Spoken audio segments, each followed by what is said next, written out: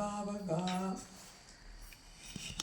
ಶಿವತೆ ನಿಗಮಾಂತ ಮಹಾದೇಶಿಕಾಯ ಸ್ಮೃತ್ಯೋ ನಮಃ ಸ್ಮೃತ್ಸರ್ವಭ್ಯೋ ನಮಃ ಶಿವತೆ ನಿಗಮಾಂತ ಮಹಾದೇಶಿಕಾಯ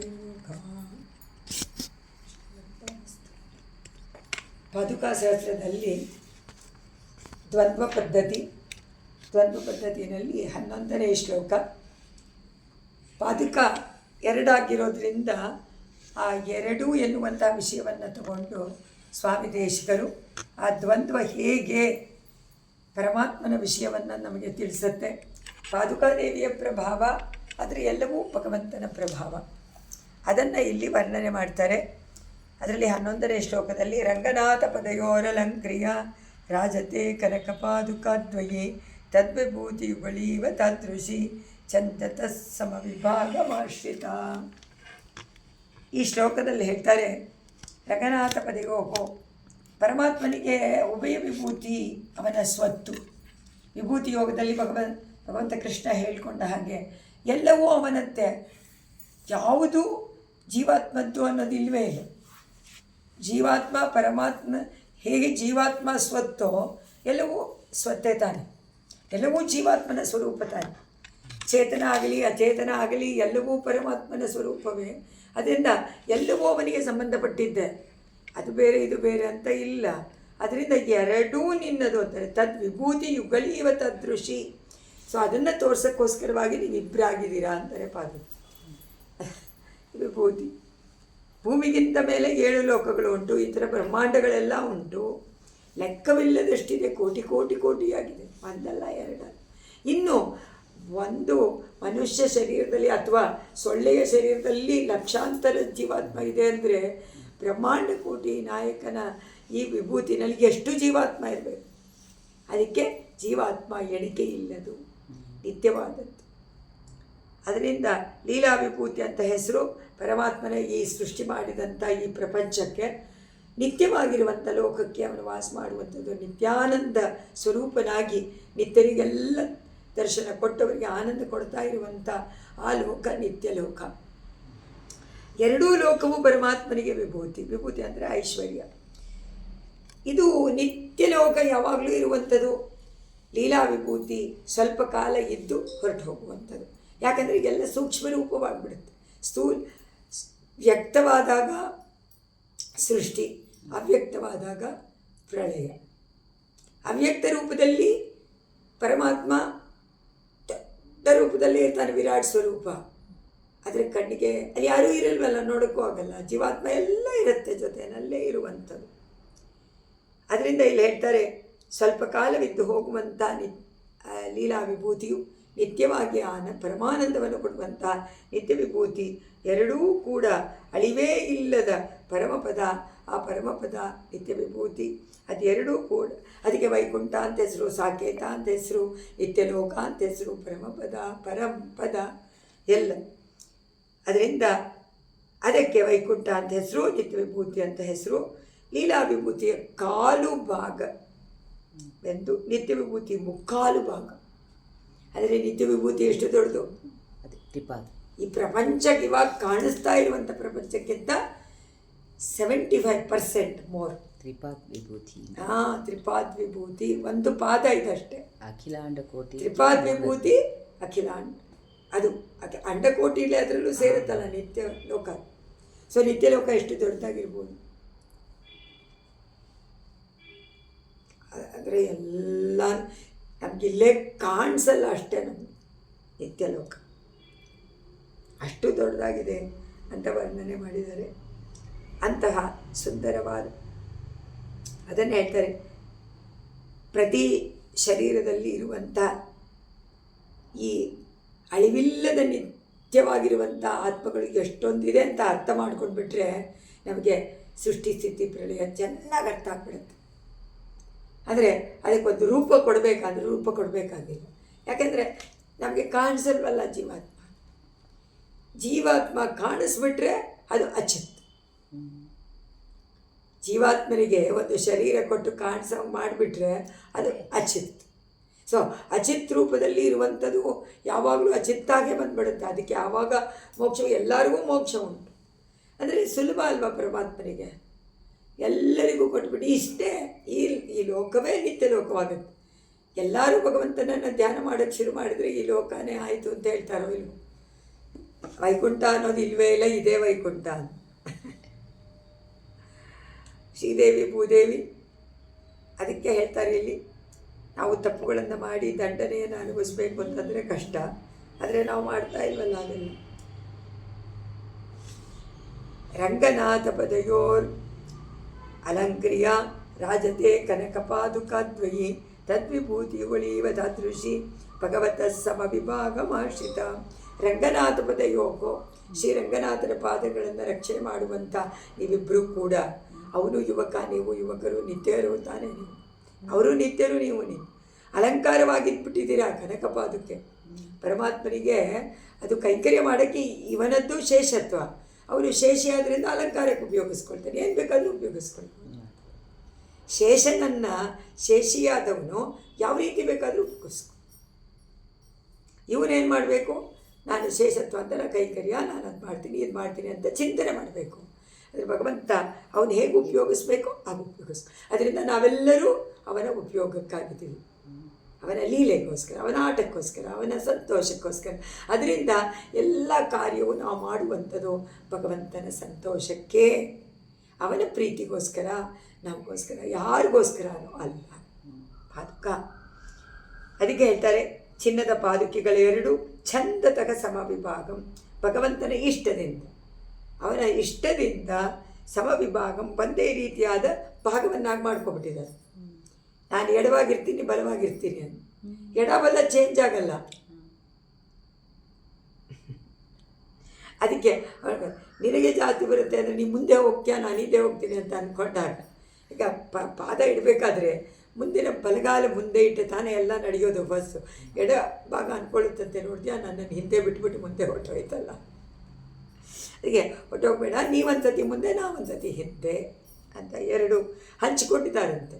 ಸಮವಿಭಾಗ ಆಶ್ರಿತ, ಪರಮಾತ್ಮನ ಪಾದಗಳನ್ನು ಆಶ್ರಯ ಮಾಡಿ ಸಮವಿಭಾಗ ಮಾಡಿಕೊಂಡು ಕೈಂಕರ್ಯ ಮಾಡ್ತಾ ಇದ್ದಾರೆ ಅಂತಾರೆ ಇದರಲ್ಲಿ.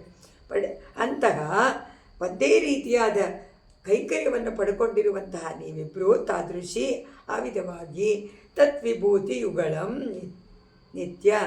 ಅದರಿಂದ ವಿಭೂತಿಯುಗಳಂ, ಈ ವಿಭೂತಿ ಲೀಲಾ ವಿಭೂತಿ ಮತ್ತು ನಿತ್ಯ ವಿಭೂತಿ ಎರಡೂ ಕೂಡ ನೀವು ತೋರಿಸ್ತೀರಾ. ಅದನ್ನು ಪ್ರಕಾಶಮಾನವಾಗಿ ಇದೆ ನೋಡಿ ಅಂತ ನಮಗೆ ತಿಳಿಸಿಕೊಡ್ತೀರಾ. ನಮಗೆ ವಿದ್ಯೆಗೋಸ್ಕರವೇ ನೀವು ಬಂದ್ರೇನೋ ಅಂಥೇಳಿ ತ್ರಿಪಾದ ವಿಭೂತಿ ಅಂತ ಹೇಳುವಂತೆ ನಿತ್ಯ ವಿಭೂತಿ 3 ಪಟ್ಟು, ಇದಕ್ಕಿಂತ 3 ಪಟ್ಟು ದೊಡ್ಡದು, 75%. 4 ಭಾಗದಲ್ಲಿ 1 ಭಾಗ ಲೀಲಾ ವಿಭೂತಿ, 3 ಭಾಗ ನಿತ್ಯ ವಿಭೂತಿ. ಅದು ಎರಡಕ್ಕೂ ಕೂಡ ಶಾಸ್ತ್ರ ಹೇಳೋದು ಹಾಗೆ, ಅದು ಎರಡನ್ನೂ ತೋರಿಸಿಕೊಡ್ತಾ ಇದ್ದೀರಾ ನೀವು. ಆದರೆ ಸಮವಿಭಾಗ ಇಲ್ಲಿ ಬಂದಾಗ ಪರಮಾತ್ಮನ ಕೈಂಕರ್ಯದಲ್ಲಿ ಭಾಗ ಸಮವಾಗಿ ಮಾಡಿಕೊಳ್ಳಿ. 2 ವಿಭೂತಿ ಅಂದರೆ 3/4 ಕಾಲು ಅಂದರೆ ಡಿಫ್ರೆನ್ಸ್ ಆಗೋಯ್ತು. ಆದರೆ ಆ ಥರ ಇಲ್ಲ, ಅದನ್ನು ಪ್ರಕಾಶಪಡಿಸ್ತಾ ಇದ್ದೀರಾ ಅಂತ ಸ್ತೋತ್ರ ಮಾಡಿದೆ. ಅಂದರೆ ಆ ಪಾದುಕೆಗಳೇ ನಿಮ್ಮನ್ನು ನೋಡಿದರೆ ವಿಭೂತಿಗಳು ಹೆಚ್ಚು ಕಡಿಮೆ ಆಗಿದೆ, ಇಲ್ಲ ಸಮವಾಗಿದೆ ಅಂದರೆ ಒಂದೇ ಸಮನಾದ 2 ವಿಭೂತಿಗಳಂತೆ ನೀವು, ನಾವು ಬೇರೆ ಅಂತ ಮಾಡ್ಕೋಬೇಡಿ. 2 ವಿಭೂತಿನೂ ಪರಮಾತ್ಮನಿಗೆ ಸಮ.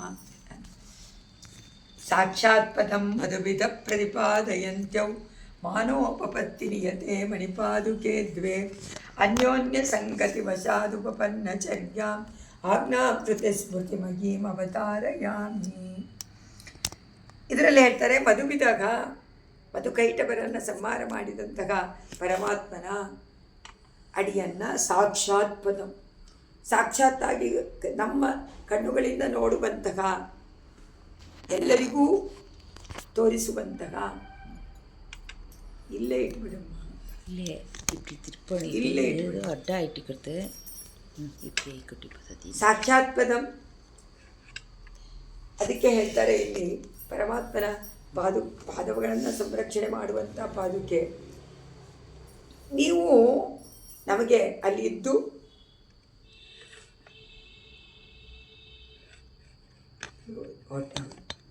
ಏನಾಚಿ ತೋರಿಸಿಕೊಡ್ತಾ ಇದ್ದೀರಾ. ಪರಮಾತ್ಮನನ್ನು ತೋರಿಸಿಕೊಡ್ತೀರಾ. ಪಾದದಲ್ಲಿ ಅವನು ನಿಮ್ಮನ್ನು ಧಾರಣೆ ಮಾಡಿಕೊಂಡ್ರೂ ಕೂಡ ನೋಡಿ, ನಮ್ಮ ಮೇಲೆ ನಿಂತಿರೋರು ಬೇರೆ ಯಾರೂ ಅಲ್ಲ, ಅವನೇ ಸಾಕ್ಷಾತ್ ಜಗನ್ನಾಥ ಅಂತ ಹೇಳಿ ತೋರಿಸಿಕೊಡ್ತೀರ. ಆ ಪಾದದ ಅಳತೆಯನ್ನು ನೀವು ನೋಡಿದ್ದೀರ. ಯಾತಕ್ಕೆ ಅಂದರೆ ಅವನು ಪಾದ ಚಿಕ್ಕದಾದಾಗ ಅಷ್ಟ ಆಗ್ತೀರಾ, ಅದಕ್ಕಿಂತ ದೊಡ್ಡದಾದಾಗ ಅದಾಗ್ತೀರ. ನಿಮಗೆ ಜ್ಞಾನನೂ ಕೊಟ್ಟಿದ್ದಾನೆ, ಅದರಿಂದ ನಿಮಗೆ ಗೊತ್ತಾಗೋಗುತ್ತೆ, ಓ ಪರಮಾತ್ಮನ ಪಾದಕ್ಕೆ ಸರಿಯಾಗಿ ನಾವಿರಬೇಕು ಅಂತ ಹೇಳಿ ನೀವು ದೊಡ್ಡದು ಆಗ್ತೀರಾ, ಚಿಕ್ಕದು ಆಗ್ತೀರಾ, ಏನು ಬೇಕಾದರೂ ಆಗ್ತೀರಾ. ಆ ಶಕ್ತಿನೂ ನಿಮಗೆ ಉಂಟು.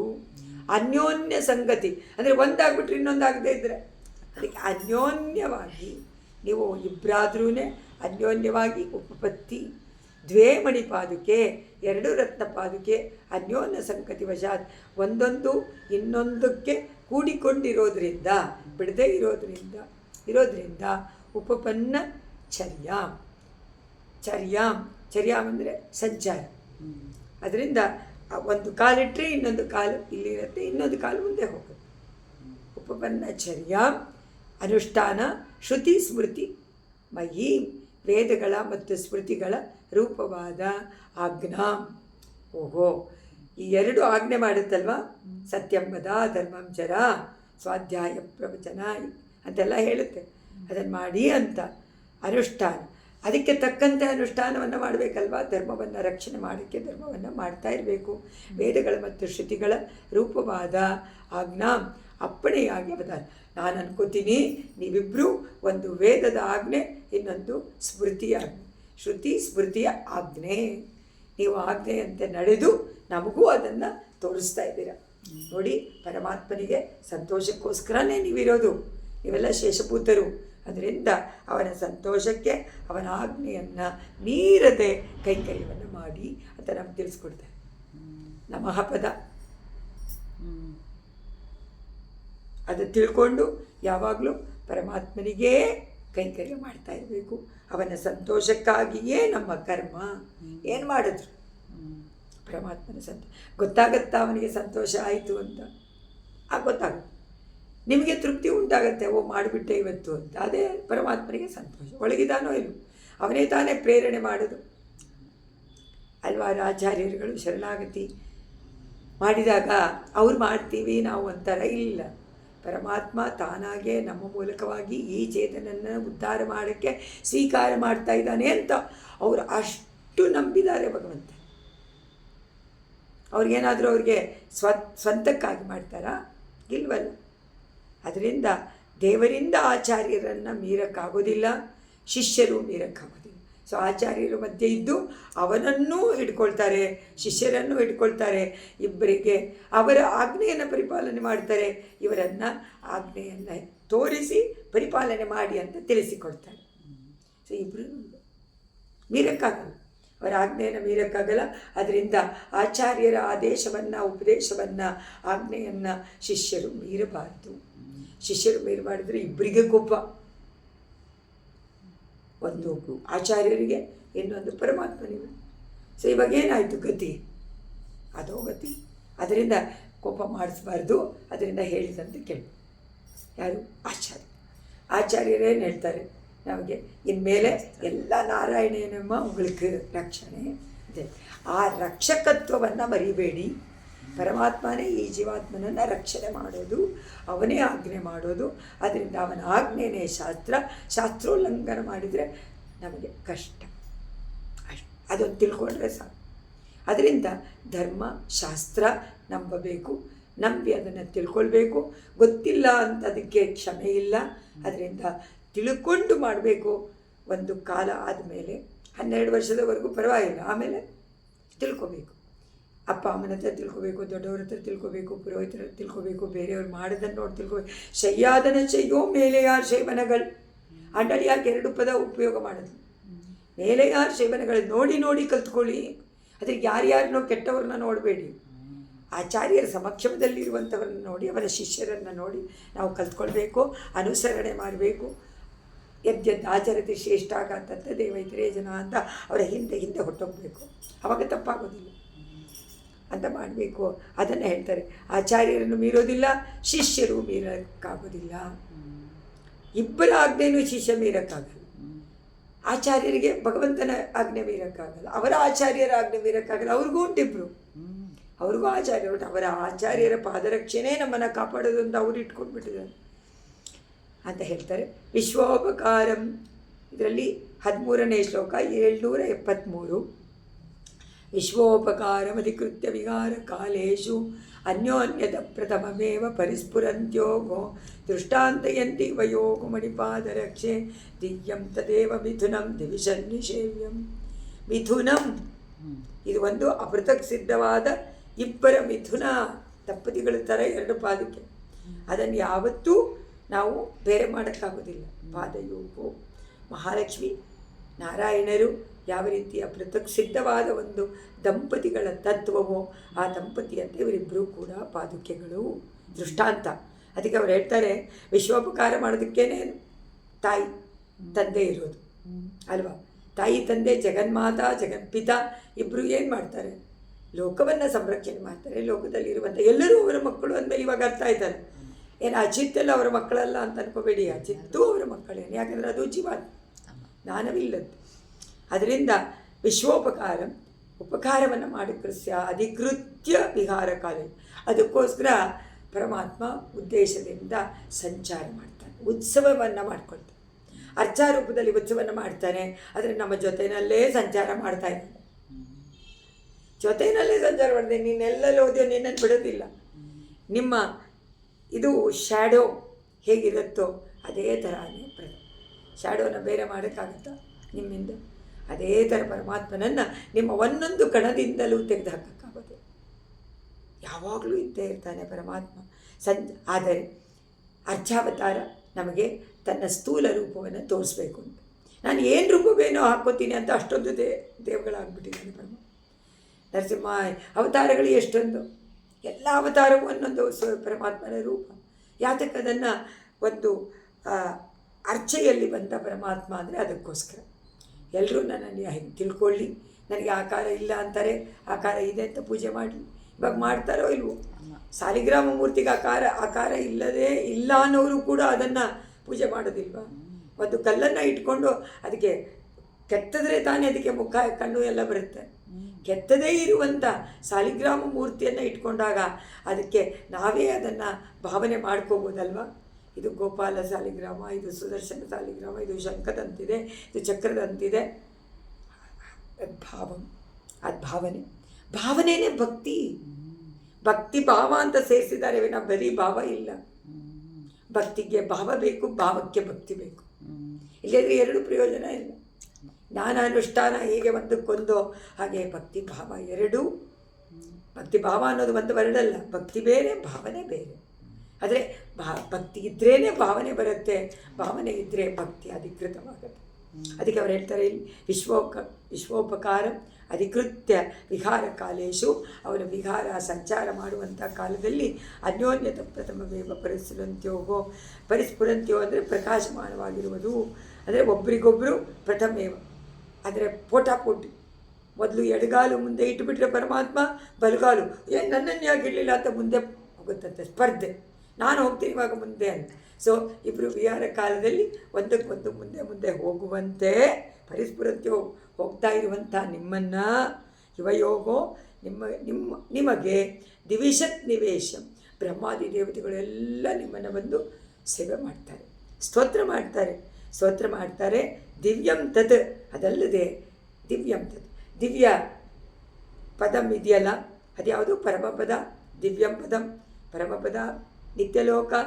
ಅಲ್ಲಿ ಆ ಪ್ರಸಿದ್ಧವಾದ ಮಿಥುನಮೇವ, ಆ ದಿವ್ಯ ಲೋಕದಲ್ಲಿ ನೀವಿಬ್ಬರೂ ಹೇಗೆ ಇಲ್ಲಿ ಪರಮಾತ್ಮನ ಸಂಚಾರ ಮಾಡಬೇಕಾದ್ರೆ ಕರ್ಕೊಂಡು ಬಂದು ಹಾಗೇ ಪ್ರಕಾಶಮಾನವಾಗಿ ನಮಗೆ ತೋರಿಸ್ಕೊಳ್ತಿರು, ಹಾಗೆ ದಿವ್ಯ ದಂಪತಿಗಳು ಪರಮಪದದಲ್ಲಿ ನಿತ್ಯ ಸೂರ್ಯಗಳಿಗೆ ಸದಾ ನೋಡುವಂತೆ ಪ್ರಕಾಶಮಾನವಾಗಿ ದಿವ್ಯ ದಂಪತಿಗಳಾಗಿ ಇದ್ದಾರೆ.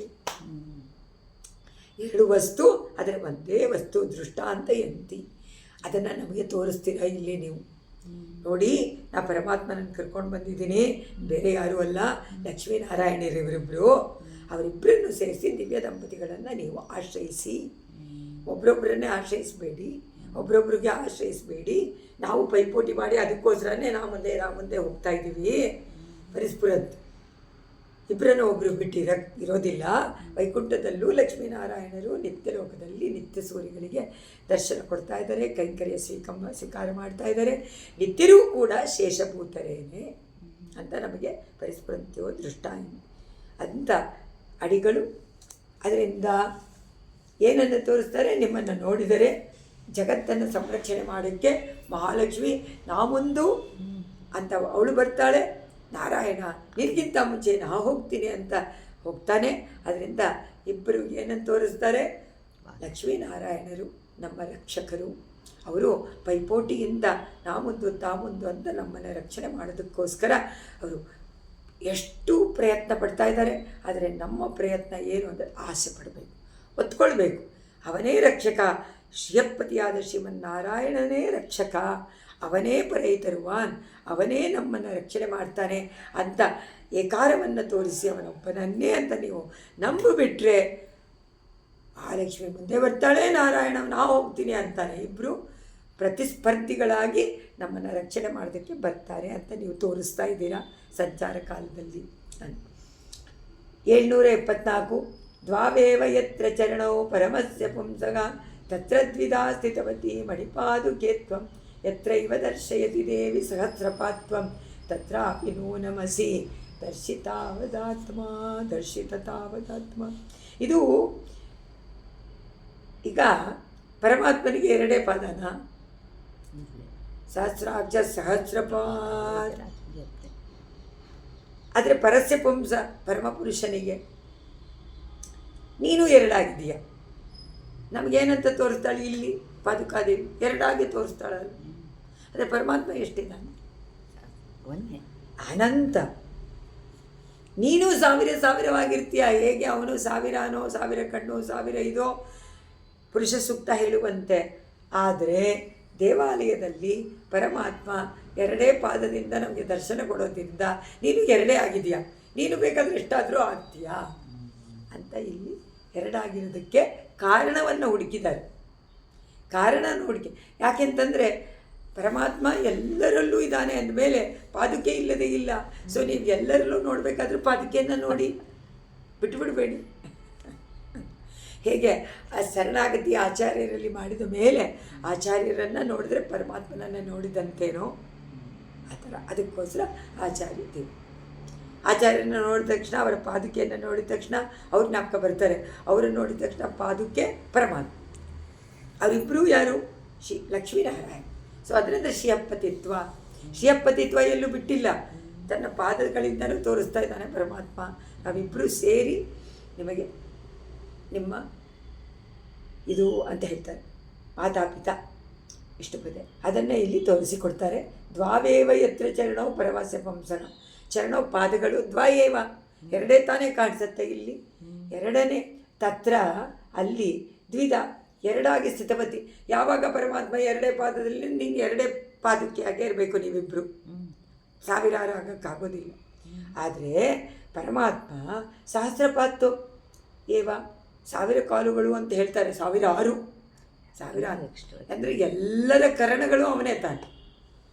ಕರ್ಣ ಕಳೇಬರ, ಕರಣಗಳು ಅವನೇ, ಕಳೇಬರನೂ ಅವನಿಂದಲೇ ಬಂದಿದ್ದು ಮೂಲ ಪ್ರಕೃತಿಗಿಂತ. ಅದರಿಂದ ನಾವು ನಮ್ಮ ಪಾದವನ್ನು ನೋಡ್ಕೊಂಡ ತಕ್ಷಣ ಪರಮಾತ್ಮ ಕೊಟ್ಟಿದ್ದಲ್ವ ಇದು ಪಾದ, ಪರಮಾತ್ಮ ಕೊಟ್ಟಿದ್ದಲ್ವ ಈ ಶರೀರ, ಪರಮಾತ್ಮ ಕೊಟ್ಟಿದ್ದಲ್ವ ಈ ಮನಸ್ಸು, ಪರಮಾತ್ಮ ಕೊಟ್ಟಿದ್ದಲ್ವ ಇದೆಲ್ಲವನ್ನು ಅಂತ ತಾನೇ ಮನಸ್ಸಿಗೆ ಬರಬೇಕು. ಇದು ತಾನೇ ಬ್ರಹ್ಮತತ್ವ. ಅದನ್ನು ಹೇಳ್ತಾರೆ, ವಿಶಾಲ ಇರುವಂತಹ 1000 ಆಗಿರ್ತೀಯ. ಆದರೆ ದೇವಾಲಯದಲ್ಲಿ ಎರಡೇ ಅಡಿಗಳಿಂದ ಕೂಡಿರೋದ್ರಿಂದ ನೀವು ಎರಡಾಗಿ ದ್ವಂದ್ವಮೇವ, ಪಾದುಕೆ ಎರಡೇ ಆಗಿರುತ್ತೆ. ಎಲ್ಲಿ ನಮ್ಮ ಕಣ್ಣಿಗೆ ಕಾಣಿಸ್ಬೇಕಾದ್ರೆ ಎರಡಾಗೆ ಕಾಣಿಸ್. 1000 ನಮಗೆ ನೋಡೋಕ್ಕೆ ಬರಲ್ವಲ್ಲ. ಜಗತ್ತನ್ನು ಬ್ರಹ್ಮವನ್ನಾಗಿ ನೋಡೋಕ್ಕೆ ನಮಗೆ ಬರಲ್ವಲ್ಲ, ಆಗೋದಿಲ್ವಲ್ಲ. ಎಷ್ಟು ಗೊತ್ತಿದ್ರೂ ಆಗೋದಿಲ್ವಲ್ಲ. ಅದು ಯಾರು ಕೊಡಬೇಕು? ಪರಮಾತ್ಮ ಕೊಡ. ಪರಮಾತ್ಮ ನಿಶ್ಚಯ ಮಾಡಿ ಇವರಿಗೆ ಅದು ಅನುಭವ ಉಂಟಾಗಲಿ. ಅದರ ತಕ್ಷಣ ಅದಕ್ಕೇನು ಸಾಧನೆ ಮಾಡಬೇಕಾಗಿ ಅವನ ಸಂಕಲ್ಪ ಒಂದು. ಆ ಸಂಕಲ್ಪ ನಮ್ಮ ಆಚಾರ್ಯರು ಮಾಡಬೇಕು. ಯಾಕೆಂದರೆ ಆಚಾರ್ಯರ ಮಾತನ್ನು ಪಾಲಿಸುವಂಥವನು ಪರಮಾತ್ಮ. ಅವರ ಅಧೀನನಾಗ್ಬಿಟ್ಟಿರ್ತಾನಲ್ಲ, ಭಕ್ತ ಪರಾಧೀನ ಪರಮಾತ್ಮ. ಅದಕ್ಕೆ ಭಕ್ತರಿಗೆ ಏನೇನು ಇದನ್ನು ತೋರಿಸ್ತಾನೆ, ವಿಸ್ಮಯ ಪವಾಡಗಳನ್ನು ತೋರಿಸ್ತಾನೆ ಪರಮಾತ್ಮ. ನಾವದನ್ನು ನಂಬಬೇಕು. ದ್ವಾವೇವ 775 ಅಲ್ಲ 74 ದ್ವಾವೇವ 75 ಪರ್ಯಾಯತೋ ಗತಿವಶಾನ್ ಮಣಿಪಾದರಕ್ಷೆ ಪೂರ್ವಾಪರತ್ವನಿಯಮಂ ಯತಿವರ್ತಯಂತ್ಯೌ ಮನ್ಯೇ ಯುವಾಂ ಮಹತಿ ವಿಷ್ಣುಪದೇ ಸ್ಫುರಂತ್ಯೌ ಸಂಧ್ಯೆ ಸಮಸ್ತ ಜಗತಾಂ ಅಭಿವಂದನೀಯೇ. ಅಮ್ಮ ಪಾದುಕೆ, ಪರಮಾತ್ಮ ನಿನ್ನನ್ನು ಧಾರಣೆ ಮಾಡಿಕೊಂಡು ಸಂಚಾರ ಮಾಡ್ತಾನೆ. ಸಂಚಾರ ಮಾಡುವಂಥ ಕಾಲದಲ್ಲಿ ನಡೆಗಳನ್ನು ಬದಲಾಯಿಸ್ತಾನೆ. ತನ್ನ ಆಸ್ಥಾನದಿಂದ ಬರಬೇಕಾದ್ರೆ ಸರ್ಪದಂತೆ ಬರ್ತಾನೆ, ಇಳಿಬೇಕಾದ್ರೆ ಸಿಂಹಾವಲೋಕನ ಮಾಡ್ಕೊಂಡು ಬರ್ತಾನೆ. ಆಮೇಲೆ ನಿಧಾನಕ್ಕೆ ಅಲ್ಲಿ ಗಜಗಮನದಂತೆ ಪ್ರಾಕಾರದಲ್ಲಿ ಬರ್ತಾನೆ. ಹೊರಗಡೆ ಬಂದ ತಕ್ಷಣ ಖುಷಿಯಾಗಿ ಅಶ್ವದಂತೆ ಓಡಿಬಿಡ್ತಾನೆ. ಇಲ್ವಾ? ಎಷ್ಟು ಬದಲಾಯಿಸ್ಕೊಳ್ತಾನೆ ಪರಮಾತ್ಮ ತನ್ನ ಸಂಚಾರವನ್ನು. ಅದಕ್ಕೆ ತಕ್ಕಂತೆ ನೀವಲ್ವಾ ನಡೆಸೋರು. ಪರಮಾತ್ಮ ನಡೀತಾನೆ, ಇಲ್ಲ ಇವರು ನಡೆಸ್ತಾರೆ. ಆ ಪಾದಕ್ಕೆ ಹಿಂದೆ ಮುಂದೆ ಕಟ್ಟುಪಾಡೇ ಇಲ್ಲ, ಹೋಗ್ತಾ ಇರ್. ಅದರಿಂದ ನೀವು ಪರಮಾತ್ಮನನ್ನು ಸಂಚಾರದಲ್ಲಿ ಕರ್ಕೊಂಡು ಬಂದಾಗ ಎಲ್ಲ ಲೋಕದವರೂ ನಿಮ್ಮನ್ನು ಸ್ತೋತ್ರ ಮಾಡ್ತಾರೆ. ಅದರಿಂದ ನಿಮ್ಮನ್ನು ನೋಡಿದರೆ ಪ್ರಾತಃ ಸಂಧ್ಯೆ, ಸಾಯಂ ಸಂಧ್ಯೆ, ಸಂಧ್ಯಾಕಾಲದಲ್ಲಿ ಸಂಧ್ಯೆ ಅಂತ 2 ಸಂಧ್ಯಾಕಾಲಗಳಂತೆ ನೀವು ಕಂಗೊಳಿಸ್ತಾ ಇದ್ದೀರಾ. ಪ್ರಕಾಶ ತುಂಬ ಖುಷಿ ನಿಮಗೆ. ಪರಮಾತ್ಮ ಹೇಗೆ ಉತ್ಸಾಹದಿಂದ ಉತ್ಸವದಲ್ಲಿ ಚೇಂಜ್ ಮಾಡಿಕೊಂಡು ಓಡ್ತಾನೆ, ನಡೀತಾನೆ, ಅಲ್ಲಾಡ್ತಾನೆ, ಗಜಗಮನದಂತೆ ಬರ್ತಾನೆ, ನಿಧಾನಕ್ಕೆ ಹೋಗ್ತಾನೆ, ಸುರ್ರಂತ ಹೋಗ್ತಾನೆ. ಅದು ಎಷ್ಟು ಚೆನ್ನಾಗಿದೆ ಅಲ್ಲಿ. ಅದೇ ತಾನೇ ಕೇಳ್ತಾನೆ ಆಂಟಾನೆ, ಮಾರಿಮಲ ಮುಳಂಚಲ್ ಪಾಶುರ ಪೂರ್ತಿ ನಡೆಯ ಸೊಬಗು, ನಡೆಯ ಸೊಬಗನ್ನು ಮನಸ್ಸಿನಲ್ಲಿ ಅನುಸಂಧಾನ ಮಾಡ್ತಾ ಹೇಳ್ತಾಳೆ. ಸಿಂಹದಂತೆ ಬಾಪ ನೋಡಬೇಕು. ಯಾಕೆಂತಂದರೆ ಆ ಸಿಂಹದ ಒಂದು ಗಾಂಭೀರ್ಯ ಉಂಟು. ಅದಕ್ಕೆ ಗಾಂಭೀರ್ಯನೂ ಉಂಟು, ವೀರ್ಯ ಉಂಟು, ಶೌರ್ಯ ಉಂಟು. 4 ಪ್ರಾಣಿಗಳದ್ದು ಅದರಲ್ಲಿ ಸೇರಿಕೊಂಡಿದೆ. ಗಜದಂತೆಯೂ ನಿಧಾನ. ಅದರಿಂದ ಸಿಂಹನಂತೆ ಬಾ, ರಾಘವ ಸಿಂಹನೋ ಯಾದವ ಸಿಂಹನೋ ಅದರಂತೆ ಬಾ ಅಂತ ಕೇಳ್ಕೊಳ್ತಾಳೆ. ಸಂಧ್ಯಾಕಾಲ ಇವರು ಇಲ್ಲಿ 2 ಒಂದು ಸಂಧಿಕಾಲ, 3 ಸಂಧ್ಯಾಕಾಲಗಳಿದೆ. ಬೆಳಿಗ್ಗೆ, ಸಂಜೆ, ಮಧ್ಯ ಸಂಧ್ಯೆ. ಅದರಂತೆ ನೀವು ಬೆಳಿಗ್ಗೆ, ಸಂಜೆ, ಸಂಧ್ಯಾಕಾಲ ಅಂದರೆ 2 ಆಗಿ ನೋಡ್ತಾರೆ. ಇಲ್ಲಿ ಮುಖ್ಯವಾದದ್ದು 2 ತಾನೆ, ಸೂರ್ಯಾಸ್ತಮ, ಸೂರ್ಯನ ಉದಯ ಕಾಲದಲ್ಲಿ ಸೂರ್ಯ ಹೇಗಿರ್ತಾನೋ, ತಿರ್ಗಾ ಅವನು ಅಸ್ತಮಿಸುವ ಕಾಲದಲ್ಲಿ ಹೇಗಿರ್ತಾನೋ ಆ ರೀತಿ ನೀವಿಬ್ಬರು ನೋಡಿ. ಈ ಥರ ಅಂದ್ಕೋಬೇಡಿ ಮಧ್ಯೆ ಕಾಲದಲ್ಲೂ ಎಲ್ಲನೂ ಆಗ್ಬೋದು ಅಂತ. ಪರಮಾತ್ಮ ನಿಶ್ಚಯ ಮಾಡಿದರೆ ಸೂರ್ಯಚಂದ್ರರು ಏನು, ಅವನ ಅಧೀನದಲ್ಲಿರುವಂಥವ್ರು, ಅವನೇನು ಬೇಕಾದರೂ ಮಾಡ್ಬೋದು. ಅದರಿಂದ ಪ್ರಳಯ ಕಾಲದಲ್ಲಿ ಏನೂ ಇಲ್ಲ ಅನ್ನೋದನ್ನು ಅರ್ಥ ಮಾಡ್ಕೊಳ್ಳಿ. ಪ್ರಳಯ ಕಾಲದಲ್ಲಿ ಎಲ್ಲನೂ ಇದೆ ಅಂತಾನೂ ಅರ್ಥ ಮಾಡ್ಕೊಳ್ಳಿ, ಎಲ್ಲನೂ ಇದೆ ಅಂತ ಬರ್ತಿಕೊಳ್ಳಿ, ಇಲ್ಲ ಅಂತಾನೂ ಅರ್ಥ ಮಾಡ್ಕೊಳ್ಳಿ. 2 ಅವನಿಗೆ ಸಾಧ್ಯ, ವ್ಯಕ್ತ ಅವ್ಯಕ್ತ 2 ರೂಪವು ಪರಮಾತ್ಮನದ್ದೇ ಅಂತ. ಅಂದರೆ ಎಲ್ಲ ಲೋಕಗಳು ಸ್ತುತಿ ಮಾಡ್ತಾರೆ ಆಚಾರ್ಯರನ್ನು, ಗುರುಗಳನ್ನು, ಆಚಾರ್ಯರನ್ನು. ಅವರಿಗೆ ಒಳ್ಳೆಯ ವಿಚಾರಗಳನ್ನು ತಿಳಿಸಿ ಅವರ ನಡತೆಯನ್ನು ಸರಿ ಮಾಡಿ ಮುಂದೆ ಇದ್ದವರಿಗೂ ಅನಂತರ ಬಂದವರಿಗೂ ಇಬ್ಬರಿಗೂ ಉಪಯೋಗವಾಗುವಂತೆ.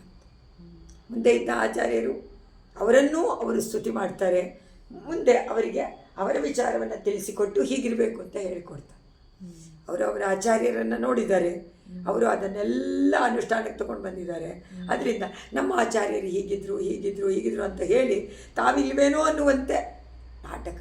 ಆದರೆ ಅವರದ್ದನ್ನು ಹೇಳಿ ಉಪದೇಶ ಮಾಡ್ತಾರೆ. ನಾನು ಅಂತ ಹೇಳ್ಕೊಳಕ್ಕಾಗತ್ತಾ? ಇಲ್ಲ, ನಾನು ಇಲ್ವಲ್ಲ.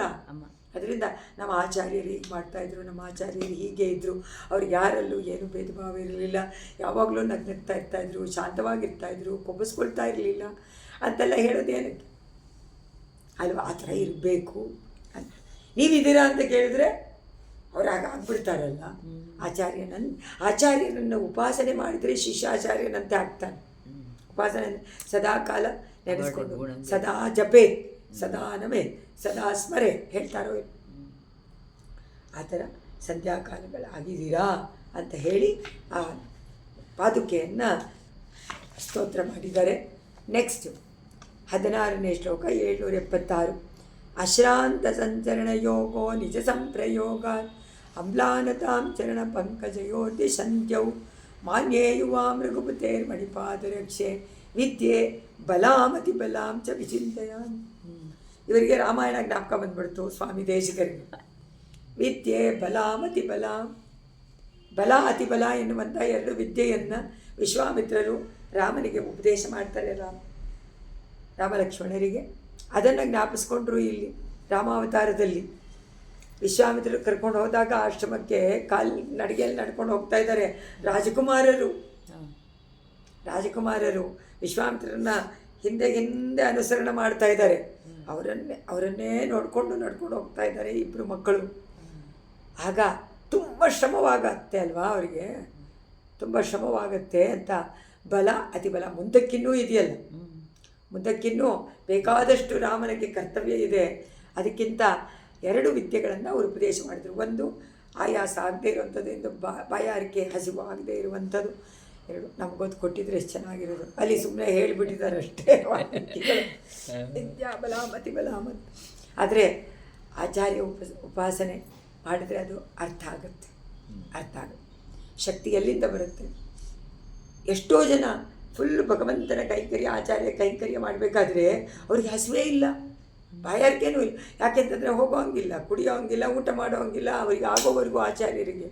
ಸೊ ಅವರು ಹೆಂಗೆ ಕಟ್ಟುನಿಟ್ಟಾಗಿರ್ತಾರೆ ನೋಡಿ, ಅಭ್ಯಾಸ ಆಗಿಬಿಡುತ್ತೆ, ಅವರೇ ಕೊಟ್ಟು ಬಿಡ್ತಾರೆ ಆ ಶಕ್ತಿ. ಅದರಿಂದ ಅದನ್ನು ಇಲ್ಲಿ ಹೇಳ್ತಾರೆ ಅವರು. ಮಾನ್ಯೇ ವಿದ್ಯೆ ಅವರು ವಿಶ್ವಾಮಿತ್ರರು ಉಪದೇಶ ಮಾಡಿದರು. ಬಳಿಕ ಆ ವಿದ್ಯೆ ಪ್ರಭಾವದಿಂದ ಏನಾಗಲೇ ಇಲ್ವಲ್ಲ ರಾಮಲಕ್ಷ್ಮಣರಿಗೆ, ಯುದ್ಧದಲ್ಲೇ ಆಗಲಿ ಎಲ್ಲೂ ಆಗಲಿ ನಾವು ಎಲ್ಲೂ ನೋಡೇ ಇಲ್ಲ. ಎಲ್ಲಾದರೂ ಇದೆಯಾ ರಾಮ ಕೂತ್ಕೊಂಡು ಇದನ್ನು ತಿಂದ ಅಂತ? ಏನೋ ಅವರು ಅರಣ್ಯದಲ್ಲಿ ಇದರಲ್ಲಿ ವಾಸ ಮಾಡಬೇಕಾದ್ರೆ ಆಶ್ರಮದಲ್ಲಿ ಪಂಚವಟಿಯಲ್ಲಿ ಸೀತೆ ಇರೋವರೆಗೂ ಲಕ್ಷ್ಮಣ ಎಲ್ಲವನ್ನು ಮಾಡ್ತಾ ಇದ್ದ. ಅವರು ಎಲ್ಲ ಉಪಹಾರ ಮಾಡ್ತಾಯಿದ್ರು, ಇಟ್ಟಿದ್ರು ಅಲ್ಲಲ್ಲೇ ಆಶ್ರಮದಲ್ಲಿ ಮುಂದೆ ಅಂತೆಲ್ಲ ನಮಗೆ ಗುರುತುಗಳು ಉಂಟು. ಅದನ್ನು ಸಂಗತಿಯನ್ನು ತೋರಿಸಿದ್ದಾರೆ. ಆದರೆ ಲಕ್ಷ್ಮಣ ಇವನು ಹೇಳ್ತಾನೆ, ಆಂಜನೇಯ ಸೀತಾದೇವಿಗೆ ಹೇಳ್ತಾನೆ, ಅವನು ಏನು ತಿನ್ನೋದು ಇಲ್ಲ ಮಲ್ಕೊಳ್ಳೋದು ಇಲ್ಲ ಅಂತ. ನಿನ್ನನ್ನು ಬಿಟ್ಟಿರೋದ್ರಿಂದ ತಿನ್ನೋದು ಇಲ್ಲ. ಬಲಾಮತಿ ಬಲ.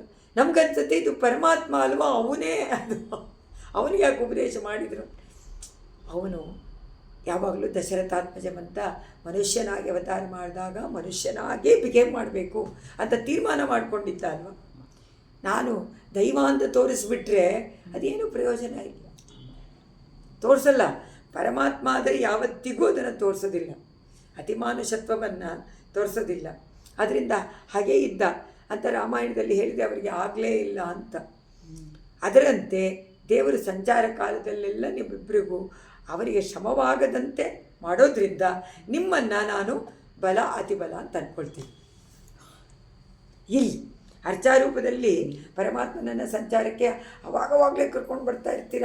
ಅಷ್ಟು ಸಂತೋಷದಿಂದ ಪರಮಾತ್ಮ ಉತ್ಸಾಹದಿಂದ ಇರ್ತಾನೆ. ಅವ್ರಿಗೇನು ಉಪಹಾರನೂ ಬೇಡ, ಏನೂ ಬೇಡ. ಯಾತಕ್ಕೆ ಅಂತಂದರೆ ನೀವಿಬ್ಬರೂ ಇದ್ದೀರಲ್ಲ, ನಿಮ್ಮನ್ನು ನಾನು ಬಲ ಅತಿಬಲ ಎನ್ನುವಂಥ ವಿದ್ಯೆನೋ ನೀವೇನೇನೋ ಅಂತ ರೂಪುಗೊಂಡು ಬಂದು ಪರಮಾತ್ಮನಿಗೆ ಸೇವೆ ಮಾಡ್ತಾ ಇದ್ದೀರಾ ಅಂತ ಭಾವಿಸ್ತೀನಿ ಅಂತ ಹೇಳಿ, ಅದೇ ಹೇಳಿಬಿಟ್ಟು ವಿದ್ಯೆ ಬಲಾಂ ಅತಿ ಬಲಾಂ ಚ ವಿಚಿಂತೆಯಾಮಿ. ನನಗಿವಾಗ ಚಿಂತನೆಗೆ ಬಂತು ರಾಮಾಯಣದ ವಿಷಯ. ಅದರಿಂದ ನೀವಿಬ್ಬರು ಅದೇ ರೂಪ ತಗೊಂಡು, ನೀವಿಬ್ಬರು ಆ ವಿದ್ಯೆಯೇ ರೂಪ ತಗೊಂಡು ಇಲ್ಲಿ ಬಂದು ರಂಗನಾಥನಿಗೆ ಸಂಚಾರ ಕಾಲದಲ್ಲಿ ಸೇವೆಯನ್ನು ಮಾಡ್ತಾ ಇದ್ದೀರಾ ಅಂತ ಹೇಳ್ತಾರೆ. ಅದರಿಂದ ಆಳ್ವಾರ ಆಚಾರ್ಯರುಗಳಲ್ವ, ನಮಗೆ ಪ್ರಬಂಧವನ್ನು ಪಾರಾಯಣ ಮಾಡ್ತಾನೋ ಅದರ ವಿಷಯವನ್ನು ಕೇಳ್ತಾನೋ ಏನಾದರೂ ಬಾಯಾರಿಕೆ ಏನಾದರೂ ಆಗತ್ತೆ? ಏನೂ ಆಗಲ್ಲ, ಎಲ್ಲ ಮರೆತು. ಯಾತಕ್ಕೆ? ಅದೇ ತರಹ ಆಗತ್ತೆ. ಆಚಾರ್ಯರ ಸಮಕ್ಷಮದಲ್ಲಿ ನಮಗೆ ಅದೆಲ್ಲ ಶರೀರದ ಚಿಂತನೆಯೇ ಬರಬಾರ್ದು. ಅದು ಬರದೇ ಇರುವಂಥ ಆಚಾರ್ಯರು ನಮಗೆ ಅನುಗ್ರಹ ಮಾಡಬೇಕು, ನಾವು ಪ್ರಾರ್ಥನೆ ಮಾಡಬೇಕು, ಆಸೆ ಪಡಬೇಕು. ಸಕಲ ಚೇತನರು ಸಂಸಾರ ಕ್ಲೇಶಕ್ಕೆ ಸಿಕ್ಕಿಬಿಟ್ಟಿದ್ದಾರಲ್ಲ, ಆಯಾಸ ಪಡ್ತಾ ಇದ್ದಾರಲ್ಲ, ಅಯ್ಯೋ ಪಾಪ ಇವ್ರಿಗೇನಾದರೂ ಮಾಡಬೇಕಲ್ಲ ಅಂತ ಹೇಳಿ ದಾನ ಅನುಷ್ಠಾನ ಎರಡನ್ನೂ ಇವ್ರಿಗೂ ತಿಳಿಸ್ಕೊಳ್ಬೇಕು ಅಂತ ಹೇಳಿ ತಾನೇ ಆಳ್ವಾರ ಆಚಾರ್ಯರುಗಳಿರೋದು. ಅವರು ತುಂಬ ಕರುಣಾಮೂರ್ತಿಗಳು ಅದು ಹಾಗೆ ಬಂದುಬಿಟ್ಟಿದ್ದಾರಂತೆ ಆ ವಿದ್ಯೆಯಂತೆ. ಬಲ ಅತಿಬಲ ಎನ್ನುವಂಥ ವಿದ್ಯೆನೇ ಆಚಾರ್ಯರ ಪಾದುಕೆ. ಅವರ ಸಂಕಲ್ಪ ಪರಮಾತ್ಮ ನೆರವೇರಿಸಿಕೊಡ್ತಾನೆ. ಅದರಿಂದ ಅದಕ್ಕೆ ಆಸೆ ಪಡಬೇಕು ನಾವು. ಅದಕ್ಕೆ ಹೇಳಿದ್ರು ಶರೀರ ಯಾತ್ರೆಯನ್ನು ಆಚಾರ್ಯರಲ್ಲಿ ಚಿಂತನೆ ಮಾಡಬಾರ್ದು. ಅವರ ಹತ್ರ ಏನೂ ಹೇಳ್ಕೊಬಾರ್ದು. ಯಾಕೆಂದರೆ ಶರೀರ ಯಾತ್ರೆ ಕರ್ಮಾಧೀನ, ಆತ್ಮದ ಯಾತ್ರೆ ದೈವಾಧೀನ. ಆದ್ದರಿಂದ ಆತ್ಮದ ಯಾತ್ರೆಗೋಸ್ಕರವಾಗಿ ಆಚಾರ್ಯರಲ್ಲಿ ಪ್ರಾರ್ಥನೆ ಮಾಡಬೇಕು. ಆಚಾರ್ಯರ ಏನು ಸಂಕಲ್ಪ ಮಾಡ್ತಾರೋ ಅದನ್ನು ಪರಮಾತ್ಮ ನಡೆಸಿಕೊಡ್ತಾನೆ. ಯಾಕೆಂದರೆ ದೈವ ಅನುಗ್ರಹ, ದೈವ ಅಧೀನ. ಆತ್ಮದ ಉದ್ಧಾರ, ಆತ್ಮೋದ್ಧಾರ, ಆತ್ಮಜೀವನ, ಆತ್ಮದ ಸಂರಕ್ಷಣೆ ದೈವಾಧೀನ. ಆ ದೈವಾಧೀನ ಅಂದರೆ ಆಚಾರ್ಯರಲ್ಲಿ ಒಪ್ಪಿಸೋದ್ರಿಂದ ಆಚಾರ್ಯರ ಅಧೀನ. ಅದರಿಂದ ಆಚಾರ್ಯ ಮನಸ್ಸು ಮಾಡಿದ್ರೇ ನಮಗೆ ಪರಮಾತ್ಮನ. ಅದಕ್ಕೆ ಕಣ್ಣಿನ ಚಿಲ್ತಾಮ್ನಲ್ಲಿ ಮಧುರಕವಿ ಆಳ್ವಾರ್ ಸ್ಪಷ್ಟವಾಗಿ ಹೇಳಿದ್ದಾರೆ, ಆ ಕರಿಯನನ್ನು ಕಾಣಕ್ಕೆ ನಾನು ಹೋಗೋದೇ ಇಲ್ಲ, ನಮ್ಮ ಆಚಾರ್ಯರು ನೋಡು ಅಂದರೆ ಹೋಗಿ ನೋಡಬೇಕು, ಅವರ ಮೂಲಕ ನೋಡ್ತೀನಿ ವಿನ ನಾನು ನೋಡಲ್ಲ ಅಂದ್ಬಿಟ್ರೆ ಅವರು. ನಾನು ನೋಡಲ್ಲ, ಅವರ ಮೂಲಕ ನೋಡ್ತೀನಿ.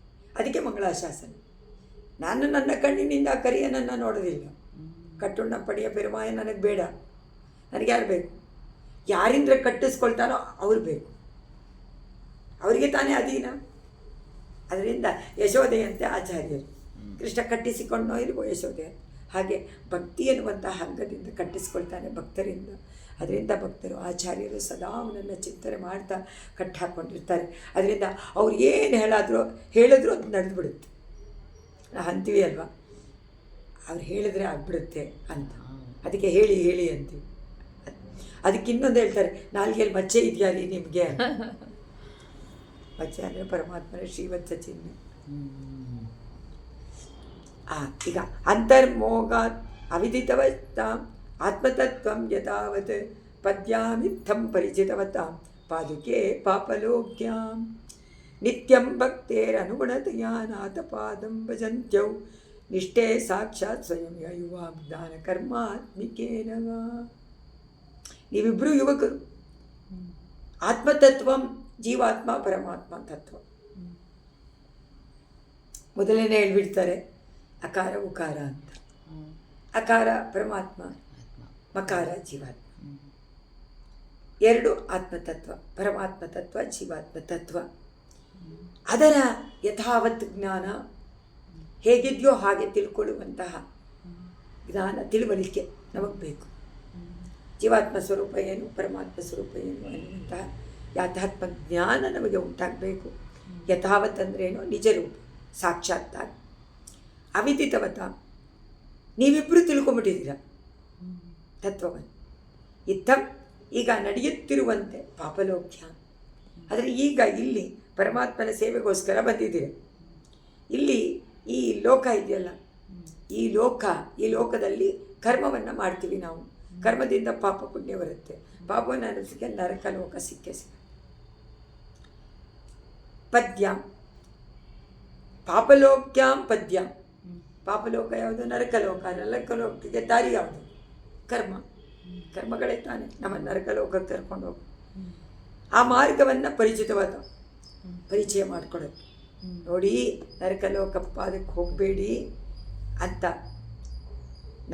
ನಮಗೆ ತಿಳಿದೇ ಇರುವಂತಹ ನಮಗೆ ಈಗ ಈ ಲೋಕದಲ್ಲಿ ಭಕ್ತೇಗೆ ಅನುಗುಣತೆಯ, ಒಬ್ಬೊಬ್ಬರ ಭಕ್ತರ ಅವರ ಧ್ಯಾನಕ್ಕೆ ತಕ್ಕಂತೆ, ಭಕ್ತಿಗೆ ತಕ್ಕಂತೆ ಅನುಗುಣ ಅಂದ್ರೇನು? ಅದಕ್ಕೆ ಸರಿಯಾಗಿ ಭಕ್ತಿನೋ ಪ್ರಪತ್ತಿನೋ ಅವರ ವಿಶ್ವಾಸವೋ ಅದರ ಪರಿಮಾಣಕ್ಕೆ ತಕ್ಕಂತೆ.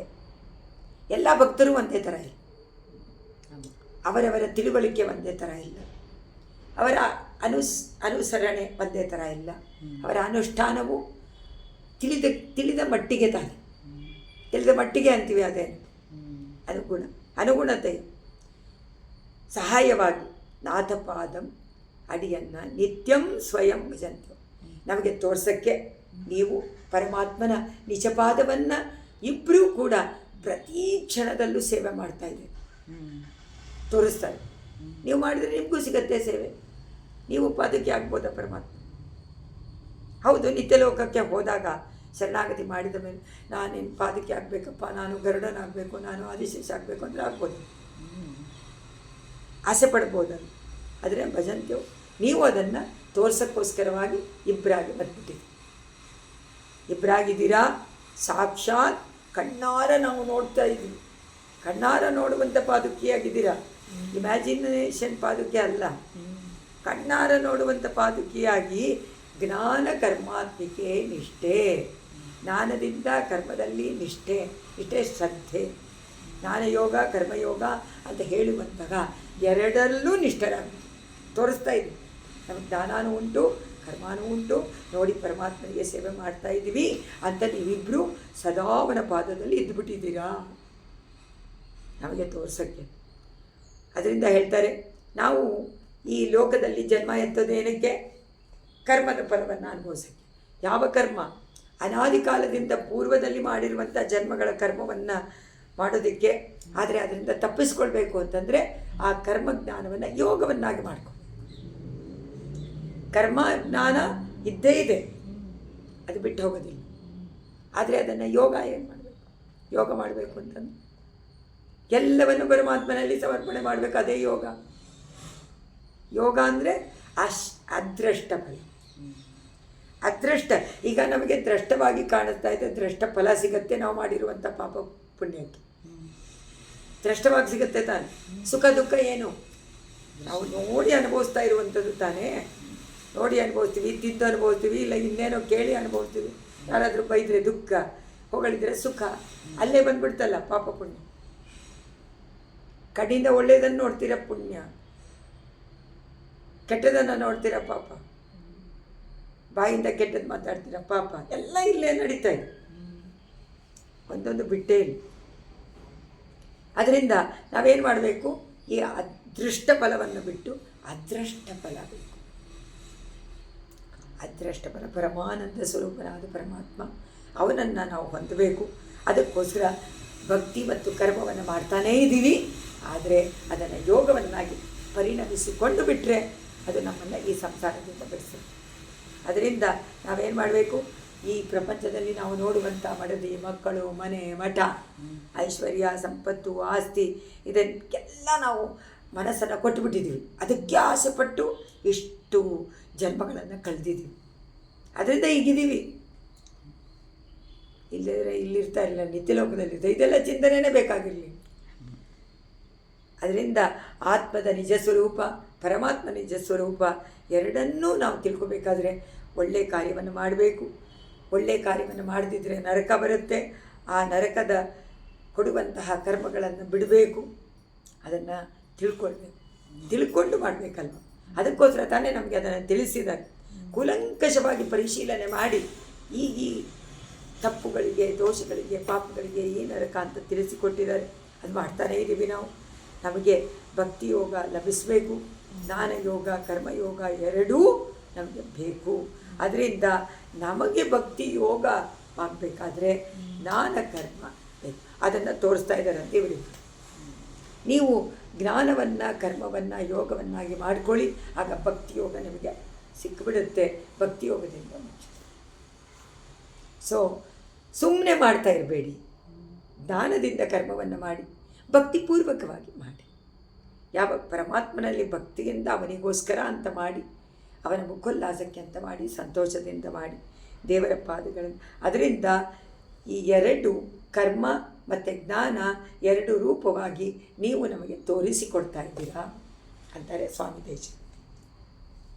ಎರಡನ್ನು ನೋಡಿದಾಗಲೆಲ್ಲ ಜ್ಞಾಪಿಸ್ಕೋಬೇಕು ಇದನ್ನೆಲ್ಲ. ಪಾದುಕೆಯನ್ನು ನೋಡಿದ ತಕ್ಷಣ ಇದೆಲ್ಲ ನಮಗೆ ಬರಬೇಕು. ಇದೆಲ್ಲ ಯಾವಾಗ ತಿಳಿಯುತ್ತೆ? ಒಳ್ಳೆಯ ಆಚಾರ್ಯರ ಬಳಿನಲ್ಲಿ ಹೋಗಿ ತಿಳ್ಕೊಂಡು ಆ ಹೇಳಿದಂಥ ವಿಷಯಗಳನ್ನು ತಲೆಯಲ್ಲಿ ಇಟ್ಕೊಂಡು ನಿಧಿಧ್ಯಾಸನ ಮಾಡಿದರೆ ತಾನಾಗೇನೆ ಸದಾ ಕಾಲ ಅದರ ಜ್ಞಾನ ಇರುತ್ತೆ.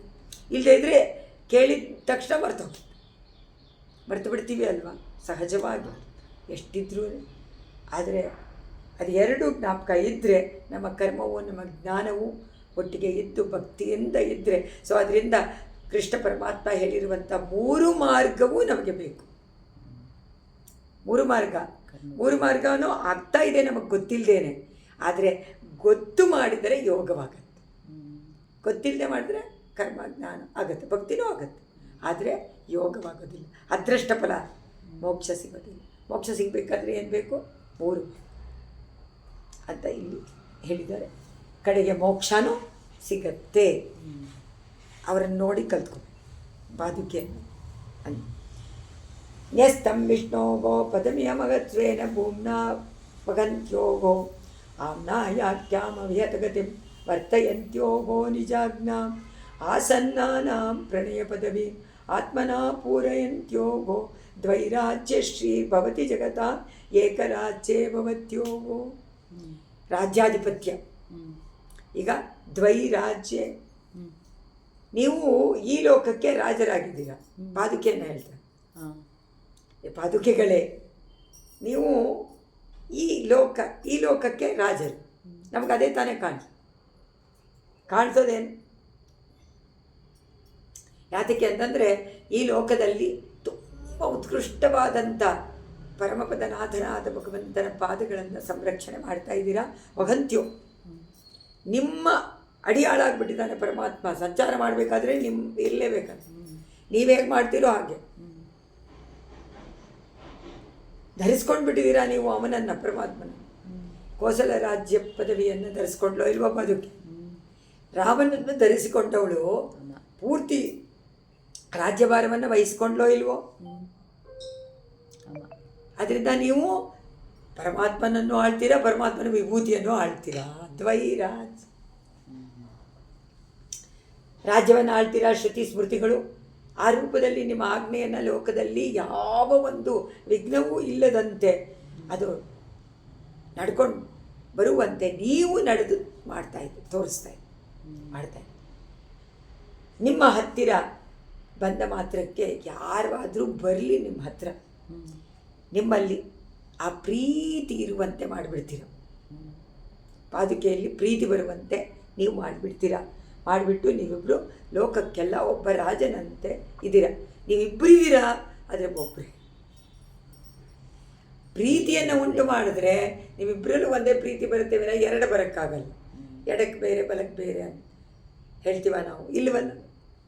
ಅದೇ ಇವಾಗ ಒಂದು ಚಪ್ಪಲಿ ಏನಾದರೂ ಕಟ್ಟಾಕ್ಬಿಟ್ರೆ ಇನ್ನೊಂದನ್ನು ಎಸೆದು ಬಿಡ್ತೀವಲ್ಲ, ಅದೇ ತೋರಿಸುತ್ತಲ್ವ. ಇಬ್ಬರೂ ರಾಜರು ಇರುವುದರ ಶ್ರೀಗಿ ಪ್ರಕಾಶ. ಆದರೆ ನಮಗನ್ಸುತ್ತೆ ನೀವು ಒಬ್ಬರೇ ಆದ್ರೂ, ಒಬ್ಬರೇ ನಮಗೆಲ್ಲವನ್ನೂ ಪ್ರೀತಿ ಭಕ್ತಿ ಜ್ಞಾನ ಎಲ್ಲ ಕೊಡುವಂಥವರಾದ್ರೂ ನೀವು ಇಬ್ಬರಾಗಿ ಕಾಣಿಸ್ತಾ ಇದ್ದೀರಲ್ಲ ಅಂತ. ದ್ವೈರಾಜ್ಯ ಅಂದರೆ ಎರಡೂ ರಾಜ್ಯವನ್ನು ನೀವು ಆಳ್ತಾ ಇದ್ದೀರಾ ಅನ್ನೋದನ್ನು ತೋರಿಸ್ತಾರೆ. ಅತಿಶಯವಾಗಿದೆ ಅಂತ. ಎರಡಾಗಿರೋದ್ರಿಂದ ಇಬ್ಬರೂ ರಾಜರಿರುವಂತೆ ಕಾಣಿಸತ್ತೆ, ಆದರೆ ನೀವು ಒಬ್ಬರೇ. ಇಬ್ಬರು ಇರುವಂತೆ ಕಾಣಿಸುತ್ತೆ. ಹೇ ಪಾದುಕೆ, ಈ ಲೋಕದಲ್ಲಿ ನ್ಯಸ್ತಂ ಮಹತ್ ಅಂದರೆ, ನ್ಯಸ್ತಂ ಅಂದರೆ ಇಟ್ಟುಬಿಡೋದು, ಕೊಟ್ಟು ಬಿಡೋದು. ಅವರಿಗೆ ಇಟ್ಟಿರುವಂತಹ ತುಂಬ ಮೇಲ್ಪಟ್ಟ ವಿಷ್ಣೋಪದ. ಯಾರು ಇಟ್ಟಿರೋದು, ಯಾರು ನ್ಯಸ್ತ ಮಾಡಿರೋದು, ಯಾರನ್ನು? ಪರಮಾತ್ಮ ತನ್ನ ಪಾದವನ್ನು ಪಾದುಕೆಯಲ್ಲಿ ನ್ಯಸ್ತ ಮಾಡಿದ್ದಾನೆ. ನಾವು ನಮ್ಮ ಆತ್ಮವನ್ನು ನ್ಯಸ್ತ ಮಾಡಬೇಕು. ಆ ಪಾದುಕೆಯಲ್ಲಿ ಪರಮಾತ್ಮ ಮಾಡಿಬಿಟ್ಟಿದ್ದಾನೆ. ಅದರಿಂದ ಪದವಿಯನ್ನು ಸ್ವೇನ ಭೂಮ್ನ, ಅದರಿಂದ ಮಹಾ ಪೆರುಮೆ ನಿಮಗೆ, ತುಂಬ ವೈಭವ ವಹಂತ್ಯೋ. ನೀವು ಪರಮಾತ್ಮನೇ ವಹಿಸ್ಕೊಂಡು ಬಿಟ್ಟಿದ್ದೀರಲ್ಲ, ನಿಮಗೆ ಇಲ್ಲೆಷ್ಟು ವೈಭವ ಅಲ್ವ ನಿಮಗಿದೆ. ಆಮ್ನಾಯಾಖ್ಯಾಂ, ವೇದಗಳ ಹೆಸರುಳ್ಳಂಥ, ಆಮ್ನಾಯಾಖ್ಯಾಂ ಹೆಸರುಳ್ಳಂಥ ನಿಜಾಖ್ಯ ಆಜ್ಞೆಯನ್ನು ಅವಿತಗತಿ ತಡೆಯಿಲ್ಲದೆ ನಡೆಸೋಕ್ಕೋಸ್ಕರವಾಗಿ ನೀವು ಇವರಿಗೆ ಅದೇ ಥರ ವೇದ ಶ್ರುತಿ ಸ್ಮೃತಿ ಅಂದ್ಬಿಟ್ರೋ ಇಲ್ವೋ ಇವರಿಬ್ಬರು. ಅದರಿಂದ ಅವರೇ ಈಗ ಪರಮಾತ್ಮನ ವಹಿಸ್ಕೊಂಡಿದ್ದಾರೆ. ವೇದ ಪ್ರತಿಪಾದ್ಯನಾದ ಪರಮಾತ್ಮನನ್ನು ಹೇಗೆ ಧಾರಣೆ ಮಾಡಿಕೊಂಡಿದ್ದಾಳೆ ಪಾದುಕೆ, ಅದು ಹೇಗೆ ವೇದ ಶ್ರುತಿ ಅದರಲ್ಲಿ ಪರಮಾತ್ಮನನ್ನು ಹೇಗಿದ್ದಾರೆ ಅಂದರೆ ಪಾದುಕೆಯನ್ನು ನೋಡಿ ತಿಳ್ಕೊಳ್ಳಿ. ವೇದ ಪ್ರತಿಪಾದ್ಯನಾದ ಭಗವಂತನನ್ನು ವೇದಗಳು ಶ್ರುತಿಗಳು ಸ್ಮೃತಿಗಳು ಎನ್ನುವಂಥ ಪಾದುಕೆ ಎರಡು ಧಾರಣೆ ಮಾಡಿಕೊಂಡು ಬಿಟ್ಟಿದೆಯಲ್ಲ. ವಹಂತ್ಯೋಗೋ ಅದೇನು ತೋರಿಸುತ್ತೆ? ವೇದವೇ ನಮಗೆ ಪರಮಾತ್ಮನನ್ನು ತೋರಿಸಿಕೊಡುವಂತಹ. ಪಾದಕೆ ಯಾವ ರೀತಿ ಪರಮಾತ್ಮನನ್ನು ತೋರಿಸಿಕೊಡುತ್ತೋ ಅದರಂತೆ ವೇದಗಳು ಶ್ರುತಿಗಳು ಸ್ಮೃತಿಗಳು ನಮಗೆ ತೋರಿಸಿಕೊಡುತ್ತೆ ಲೋಕದಲ್ಲಿ. ಅದರಂತೆ ಇಲ್ಲಿ ಹೇಳಿದ್ರು, ತಡೆಯಿಲ್ಲದೆ ಅವಿಹತಗತಿಂ, ತಡೆಯಿಲ್ಲದೆ ಸಂಚಾರ ಮಾಡಬೇಕಲ್ಲ, ಅವಿಹತಗತಿಂ ಮಾಡ್ತಾ ಇದ್ದೀರಾ. ಅದರಿಂದ ವರ್ತಯಂತ್ಯೋಗೋ ಆಸನ್ನಾನ, ಯಾರು ನಿಮ್ಮ ಹತ್ತಿರ ಬಂದು ನಿಮಗೆ ನಮಸ್ಕಾರವನ್ನು ಮಾಡ್ತಾರೋ, ಆಶ್ರಯ ಮಾಡ್ತಾರೋ ಅಂಥವರಿಗೆ ಪ್ರಣಯ ಪದವಿ, ಪ್ರೀತಿಯ ದಾರಿಯನ್ನು ತೋರಿಸಿಕೊಡ್ತೀವಿ. ನಾವು ಹೇಗೆ ಪರಮಾತ್ಮನನ್ನು ಪ್ರೀತಿ ಮಾಡ್ತೀವೋ ಆ ರೀತಿ ನೀವು ಮಾಡಿ ಅಂತ ನಮಗೆ ಆತ್ಮನ ಪೂರಯಂತ್ಯೋಗೋ, ತಾನಾಗಿಯೇ ಪೂರ್ತಿ ಮಾಡಿಬಿಡ್ತೀರಾ. ನೀವು ಕೇಳ್ಕೊಳ್ಳೇಬೇಕಾಗಿ ಬಂದ ತಕ್ಷಣ ಹತ್ರ ಬಂದ ತಕ್ಷಣ ಭವತ್ಯೋಗೋ ನಿಮಗೆ ಜಗತ್ತಾಂಬೇಕರ, ಯಾಕಂದರೆ ನೀವೇ ಜಗತ್ತನ್ನು ಆಳುವಂಥವು. ಛತ್ರಾಧಿಪತ್ಯ ಅಂತೀವಿ ನಾವು. ಆ ಛತ್ರಾಧಿಪತ್ಯವನ್ನು ಹೊಂದಿದ್ರೂ ನೀವು ಎರಡಾಗಿ ಕಾಣಿಸ್ತೀವಿ. ಎರಡಾಗಿ ಕಾಣಿಸಿ ನೀವಿಬ್ಬರು ಲೋಕಕ್ಕೆಲ್ಲ ಒಬ್ಬ ರಾಜನಂತೆ ಇದ್ದರೂ ಇವು ಎರಡಾಗಿರುವುದರಿಂದ ಇಬ್ಬರು ರಾಜರಂತೆ ಕಾಣಿಸ್ತೀರಾ. ಆದರೆ ನೀವು ಒಂದೇ, ಆ ಇಬ್ಬರಾದ್ರೂ ಒಂದೇ ತರಹ ನಿಮ್ಮ ಹತ್ತಿರ ಬಂದವರಿಗೆ ಪರಮಾತ್ಮನನ್ನು ತೋರಿಸಿಕೊಟ್ಟು ಪ್ರೀತಿಯನ್ನು ಉಂಟು ಮಾಡ್ತೀರಾ, ಅವನ ಮೇಲೆ ಪ್ರೀತಿ ಬರುವಂತೆ ಮಾಡ್ತೀರಾ. ಅದೇ ಥರ ಆಳ್ವಾರ ಆಚಾರ್ಯರುಗಳು ನಮಗೆ ಅವರ ಸೂಕ್ತಿಗಳಿಂದ, ಅವರ ಉಪದೇಶದಿಂದ, ಅವರ ಹತ್ತಿರ ಹೋದರೆ ಸಾಕು, ನಮಗೆ ಅವರ ಕಟಾಕ್ಷದಿಂದ, ಅವರ ಆಶ್ರಯದಲ್ಲಿ ನಮಗೆಲ್ಲವೂ ಒಳ್ಳೆಯದೇ ಆಗುತ್ತೆ. ಒಳ್ಳೆಯ ಪರಿವರ್ತನೆಯನ್ನು ಮಾಡಿ ನಮ್ಮ ಕೆಟ್ಟ ಗುಣಗಳನ್ನೆಲ್ಲ ನಿವಾರಣೆ ಮಾಡಿ ಒಳ್ಳೆಯ ಗುಣಗಳು ಬರುವಂತೆ ಮಾಡಿ, ಸ್ಫುರಿಸುವಂತೆ ಮಾಡಿ ನಮ್ಮನ್ನು ತಿರುತ್ತಿ ಅವರ ಕೈಂಕರ್ಯಕ್ಕೆ ಉಪಯೋಗಿಸ್ಕೊಳ್ತಾರೆ. ಭಗವಂತನೇ ನಮಗೆ ಸರ್ವಸ್ವಾನದನ್ನು ತಿಳಿಸಿಕೊಡ್ತಾರೆ. ಆ ಭಗವಂತನನ್ನು ತಮ್ಮ ಹೃದಯದಲ್ಲಿ ಇಟ್ಟು ರಕ್ಷಣೆ ಮಾಡುವಂಥವರೇ ನಮಗೆ ರಕ್ಷಕರು. ತಿರುಮಂಗ್ಯಾಳ್ವಾರು ಹೇಳಿದಾಗ, ಯಾರು ಸಾರನಾಥ ಸಾರಕ್ಷೇತ್ರವಾದ ತಿರುಚೇರೆನಲ್ಲಿ ಪರಮಾತ್ಮನನ್ನು ಸ್ತೋತ್ರ ಮಾಡ್ತಾರೋ, ಅವನನ್ನು ನಮಸ್ಕಾರ ಮಾಡ್ತಾರೋ, ಅವರು ನನ್ನ ತಲೆ ಮೇಲೆ ಅಂದ್ಬಿಟ್ರು. ಸಾರನಾಥನನ್ನು ನಮಸ್ಕಾರ ಮಾಡಿದವರು ನನ್ನ ತಲೆ ಮೇಲೆ ಅಂದ್ಬಿಟ್ರು. ಅವರೇ ನನಗೆ ಸರ್ವಸ್ವ ಅಂದ್ಬಿಟ್ರು ತಿರುಮಂಗ್ಯಾಳು. ಅವರೇ ನಮ್ಮನ್ನು ಕಾಪಾಡುವಂಥವ್ರು, ಪರಮಾತ್ಮ ಅಲ್ಲ. ಯಾರು ಸಾರನಾಥನನ್ನು ನಮಸ್ಕಾರ ಮಾಡ್ತಾರೋ, ಯಾರು ಮನಸ್ಸಿನಲ್ಲಿ ನೆನೆಸ್ಕೊಳ್ತಾರೋ ಅವರೇ ನನಗೆ ಪ್ರೀತಿ ಪಾತ್ರ ಆದವರು ಅಂತಾರೆ ತಿರುಮಂಗ್ಯಾಳು. ಇದರಿಂದ ಅರ್ಥ ಏನು? ಆಚಾರ್ಯರು ತಾನೇ ಸದಾ ಪರಮಾತ್ಮನ ಚಿಂತನೆ ಮಾಡ್ತಾ ಇರ್ತಾರೆ. ಆದರೆ ಅವರು ನಮ್ಮ ತಲೆ ಮೇಲೆ ತಾನೇ ಇಟ್ಕೋಬೇಕು, ತಲೆ ಮೇಲೆ ಇಟ್ಕೋಬೇಕು. ಆದರೆ ತಲೆ ಮೇಲಾರೆ ಅಂದ್ಬಿಟ್ರೆ ನನ್ನನ್ನು ತಲೆ ಮೇಲೆ ಇಟ್ಕೋತಾರೆ ಅಂದರೆ ಕಷ್ಟ. ಅವರನ್ನು ತಲೆ ಮೇಲೆ ಇಟ್ಕೋತಾರೆ ಅಂದರೆ ಅವರು ಆಚಾರ್ಯ ಹಲವಾರು ಮಂದಿ ಅಂತ. ಇಲ್ಲಿ ಅನೇಕ ರೂಪವನ್ನು ತಾಳಿ ಪರಮಾತ್ಮ ಯಾವ ರೀತಿ ಅವತಾರಗಳನ್ನು ಮಾಡಿ ರಕ್ಷಣೆ ಮಾಡ್ತಾ ಇದ್ದಾನೋ ಆ ರೀತಿ ನೀವು ಮಾಡ್ತೀರ ಅಂತ ಇಲ್ಲಿ.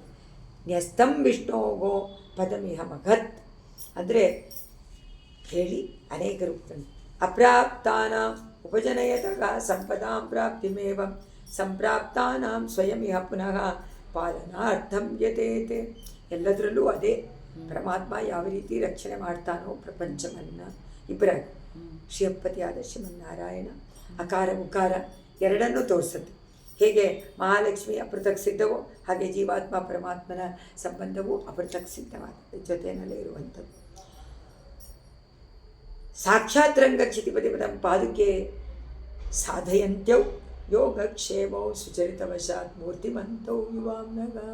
ನೀವಿಬ್ಬರು ಒಂದು ಯೋಗ ಒಂದು ಕ್ಷೇಮ, ಯೋಗಕ್ಷೇಮಂ ವಗಮ್ಯ ಅಂತ ಹೇಳಿದ್ದನ್ನು ನೀವು ಸಾಕ್ಷಾತ್ತಾಗಿ ನಮಗೆ ತೋರಿಸ್ತಾ ಇದ್ದಾರೆ. ಯೋಗ ಯಾವುದು? ಪರಮಾತ್ಮ. ಅದನ್ನು ಕ್ಷೇಮವಾಗಿಡುವಂಥವನು ಯಾರು? ಅವನೇ. ಎರಡು ಒಂದೇ ತಾನೆ, ಎರಡಾಗಿದ್ರೂ ಅಂತ ಹೇಳಿ ಇಲ್ಲಿ ಹೇಳ್ತಾರೆ. ಹೇ ಪಾದುಕೆ, ಅಮ್ಮ ಪಾದುಕಾದೇವಿಯೇ, ಶ್ರೀರಂಗನಾಥನ ಪಾದವನ್ನು ಸಾಕ್ಷಾತ್ ಸಾಧಯಂತ್ಯವು ನೇರವಾಗಿ, ಸಾಕ್ಷಾತ್ ಅಂದರೆ ಪ್ರತ್ಯಕ್ಷವಾಗಿ ನೇರವಾಗಿ ಕೊಡುವಂತಹ ಸಾಧಯಂತ್ಯವು ಆಗಿರುವ ಯುವ. ನೀವಿಬ್ಬರು ಅದನ್ನೇ ತಾನೇ ನಮಗೆ ಕೊಡ್ತೀರಿ. ಶಠಾರಿ ಏನು ಮಾಡುತ್ತೆ? ಪರಮಾತ್ಮನ ಪಾದಗಳನ್ನು ತೊಗೊಂಡು ಬಂದು ನಮಗೆ ಸೇರಿಸುತ್ತೆ. ಅದರಿಂದ ಹೇಳ್ತಾರೆ ಸಾಕ್ಷಾತ್ತಾಗಿ ಕೊಡುವಂತಹ ನೀವಿಬ್ಬರು ಅಪ್ರಾಪ್ತಾನ ನಹ ಅಪ್ರಾಪ್ತಾನ. ನಮಗೇನಾದರೂ ಇಲ್ಲದೆ ಇದ್ದಿದ್ರೆ ಅಪ್ರಾಪ್ತ, ಪ್ರಾಪ್ತಿ ನಿಮಗಿದೆ, ನಮಗೆ ಕೊಡೋದು ನೀವೇನೆ. ಆದರೆ ನೀವಿಲ್ದಿದ್ರೆ ನಮಗೆ ಸಿಗ್ತಾ ಇರಲಿಲ್ಲ. ಸಂಪದಾ ಐಶ್ವರ್ಯಗಳ ಪ್ರಾಪ್ತಿ ಉಪಜನಯತಃ. ಅದರಿಂದ ನೀವು ಉಂಟು ಮಾಡಿದ್ದೀರಾ, ನೀವಿರೋದ್ರಿಂದ ನಮಗೆ ಉಂಟು ಮಾಡಿದ್ದೀರಾ ಈ ಐಶ್ವರ್ಯವನ್ನು. ಇಲ್ಲದೆ ಆದರೆ ನಮಗೆ ಸಿಗ್ತಾ ಇರಲಿಲ್ಲ. ಪುನಃ ತಿರುಗಿಯೂ ಸಂಪ್ರಾಪ್ತಾನ ಅಂದರೆ ಪಡೆದಿರುವಂಥ ಐಶ್ವರ್ಯವನ್ನು ಪಾಲನಾರ್ಥ, ಅದನ್ನು ಕ್ಷೇಮವಾಗಿಟ್ಕೊಳ್ಬೇಕಲ್ಲ, ಕಾಪಾಡ್ಕೊಳ್ಬೇಕಲ್ಲ. ಪಾಲನಾರ್ಥಂ ಏನು ಮಾಡಿದ್ದೀರಾ ನೀವು? ಕಾಪಾಡುವುದಕ್ಕೋಸ್ಕರ ಸ್ವಯಂ ನೀವೇ ಯಥೇತೆ, ನೀವೇ ಎರಡಾಗಿ ಬಂದ್ಬಿಟ್ಟಿದ್ದೀರಿ. ಪರಮಾತ್ಮನ ತೋರಿಸ್ಕೊಟ್ಟು ಬಿಡ್ತೀರಾ.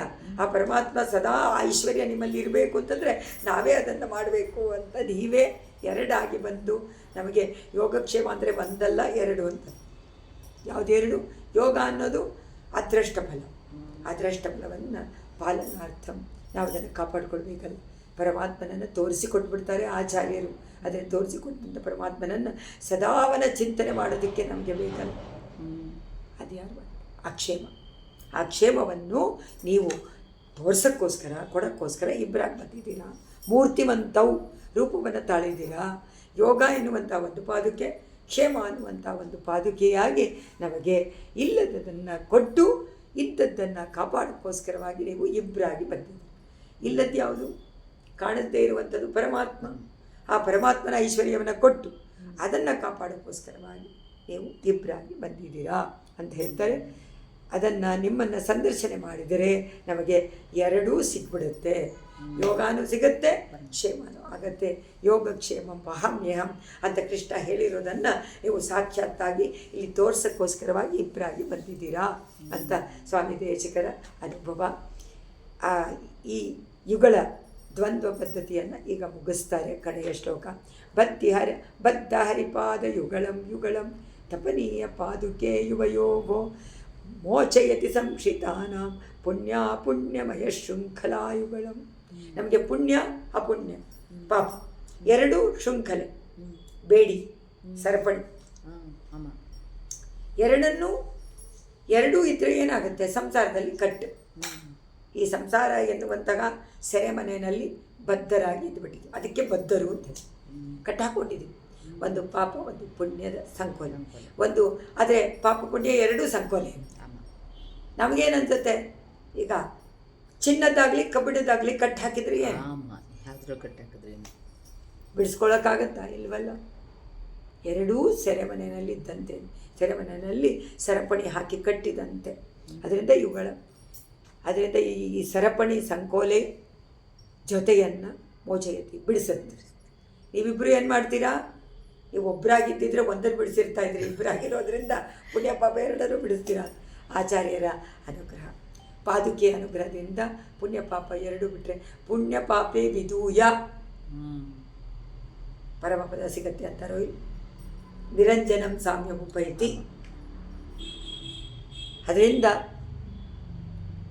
ಪುಣ್ಯ ಪಾಪ ಎರಡೂ ಸಂಕೋಲೆ ಆದ್ದರಿಂದ ಸಂಸಾರದಲ್ಲಿ ಪಾಪ ಪುಣ್ಯ ಕಟ್ಟು ಹಾಕ್ಕೊಂಡಿರೋದ್ರಿಂದ ಸುಖ ದುಃಖ ಅನುಭವಿಸ್ತಾ ಇದ್ದೀವಿ. ಅದನ್ನು ಸಂಪಾದನೆಯೂ ಮಾಡ್ಕೊಳ್ತಾ ಇದ್ದೀವಿ. ಇನ್ನೂ ಅದರಲ್ಲೇ ನಾವು ಬಿಡಬೇಕು ಅಂತ ಆಸೆ ಪಡ್ತಾ ಇದ್ದೀವಿ ಸಂಸಾರದಲ್ಲಿ.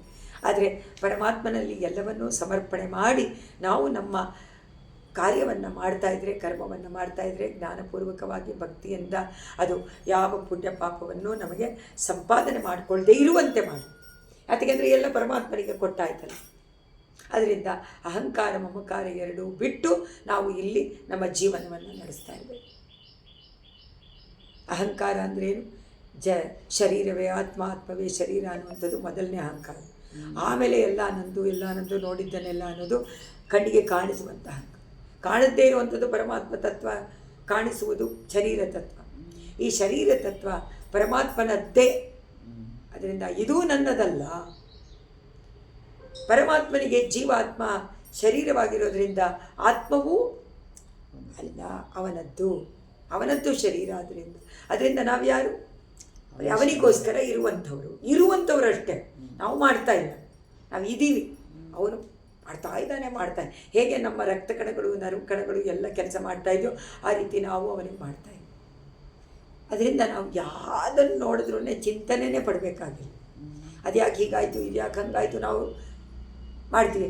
ಅದರಿಂದ ಯಾವ ಪೇಪರ್ ನ್ಯೂಸು, ಯಾವ ಈ ನ್ಯೂಸು ನಮಗೇನು ಅರ್ಥನೇ ಇಲ್ಲ. ಅದರಿಂದ ಎಲ್ಲವೂ ಭಗವಂತನ ಕ್ರಿಯೆ. ಯಾತಕ್ಕೆ ಮಾಡಿಸ್ತಾ ಇದ್ದಾನೆ ಲೀಲೆ? ಯಾತಕ್ಕೋಸ್ಕರ? ನಮ್ಮ ಪ್ರಯೋಜನಕ್ಕೋಸ್ಕರ. ಈ ಚೇತನಗಳೆಲ್ಲ ಉದ್ಧಾರ ಆಗಬೇಕಲ್ಲ, ಅದಕ್ಕೋಸ್ಕರ ಮಾಡ್ತಾನೆ. ಅವನ ಲೀಲಾ ವಿಭೂತಿನೇ ನಮಗೆ ಪ್ರಯೋಜನ ಅಧಿಕಾರ ಅಂತ ಹೇಳ್ತಾರೆ. ಅದರಿಂದ ಇಲ್ಲಿ ಹೇಳ್ತಾರೆ, ಅಮ್ಮ ಪಾದುಕ ತಪನೀಯ ಪಾದುಕೆ. ತಪನೀಯ ಚಿನ್ನದ ಪಾದುಕೆಯೇ. ಬದ್ಧ ಹರಿಪಾದ. ಬದ್ಧ ಅಂದರೆ ಪಡೆದು, ಬದ್ಧ ಹರಿ ದೇವರ ಪಾದಗಳ ಯುಗಳಂ. ಎಂತಹ ಆಶ್ಚರ್ಯವಾದ ಇದು ವಿಭೂತಿ ನಿಮಗೆ. ಎರಡರ ಪರಮಾತ್ಮ ಉಭಯ ವಿಭೂತಿ ನಾಯಕನಾದ ಭಗವಂತನ ಪಾದಗಳನ್ನು ನೀವು ಯಾವಾಗಲೂ ಸಂರಕ್ಷಣೆ ಮಾಡ್ತಾ ಇದ್ದೀರಲ್ಲ, ನೀವು ಪಡ್ಕೊಂಡ್ಬಿಟ್ಟಿದ್ದೀರಲ್ಲ. ಅಂತರ ಜೊತೆಗಳು ಯುವಯೋಗೋ. ಇವಿಬ್ಬರೂ ಕೂಡ ನಿಮ್ಮಿಬ್ಬರ ಯುಗಳ ಜೋಡಿ, ಯುಗಳ ಒಂದು ದಾಂಪತ್ಯ ಸಂಶ್ರಿತಾನ, ಯಾರು ನಿಮ್ಮನ್ನು ಆಶ್ರಯಿಸ್ತಾರೋ, ಪುಣ್ಯ ಪುಣ್ಯಮಯ ಶೃಂಖಲ, ಪುಣ್ಯ ಅಪುಣ್ಯ, ಪುಣ್ಯ ಪಾಪ ಎನ್ನುವಂತಹ ಎರಡು ಶೃಂಖಲೆಗಳು, ಆ ಶೃಂಖಲೆಗಳಿಂದ ಮೋಚಯತಿ, ಬಿಡಿಸಿಬಿಡ್ತೀಯ. ಎರಡೂ ಬಿಡಿಸಿಬಿಟ್ರೆ ಪಾಪ ಪುಣ್ಯ ಇಲ್ಲ ಅಂದರೆ ಸಾಮ್ಯಮುಪೈತಿ, ಪರಮಂ ಸಾಮ್ಯ ಪತ್ತಿ ಅನ್ನು ಉಂಟು ಮಾಡಿ ಕಡೆಗೆ ಮೋಕ್ಷಕ್ಕೂ ಕರ್ಕೊಂಡೋಗಿ ಬಿಟ್ಬಿಡ್ತೀರಾ ನೀವಿಬ್ಬರು ಅಂತ ಹೇಳಿ ಇಬ್ಬರನ್ನು. ಅಂದರೆ ಪಾಪವನ್ನು ಯಾರು ಮಾಡಬಾರ್ದು, ಪುಣ್ಯವನ್ನು ಕೂಡ ಮಾಡಬಾರ್ದು. ಪುಣ್ಯವನ್ನು ಮಾಡಿದರೂ ಕೂಡ ಸ್ವರ್ಗಾದಿ ಲೋಕ ಗಳಿಸುತ್ತೆ, ಪಾಪವನ್ನು ಮಾಡಿದರೆ ನರಕ ಸಿಗತ್ತೆ ಅಂತ ಶಾಸ್ತ್ರದಲ್ಲಿ ಹೇಳಿದೆ. ಅದರಿಂದ ಶಾಸ್ತ್ರ ಹೇಳುವಂತೆ ನಾವು ಮೋಕ್ಷಕ್ಕಾಗಿಯೇ ಮಾಡಬೇಕು. ನಮ್ಮ ಸಂಕಲ್ಪ ಏನಿರಬೇಕು?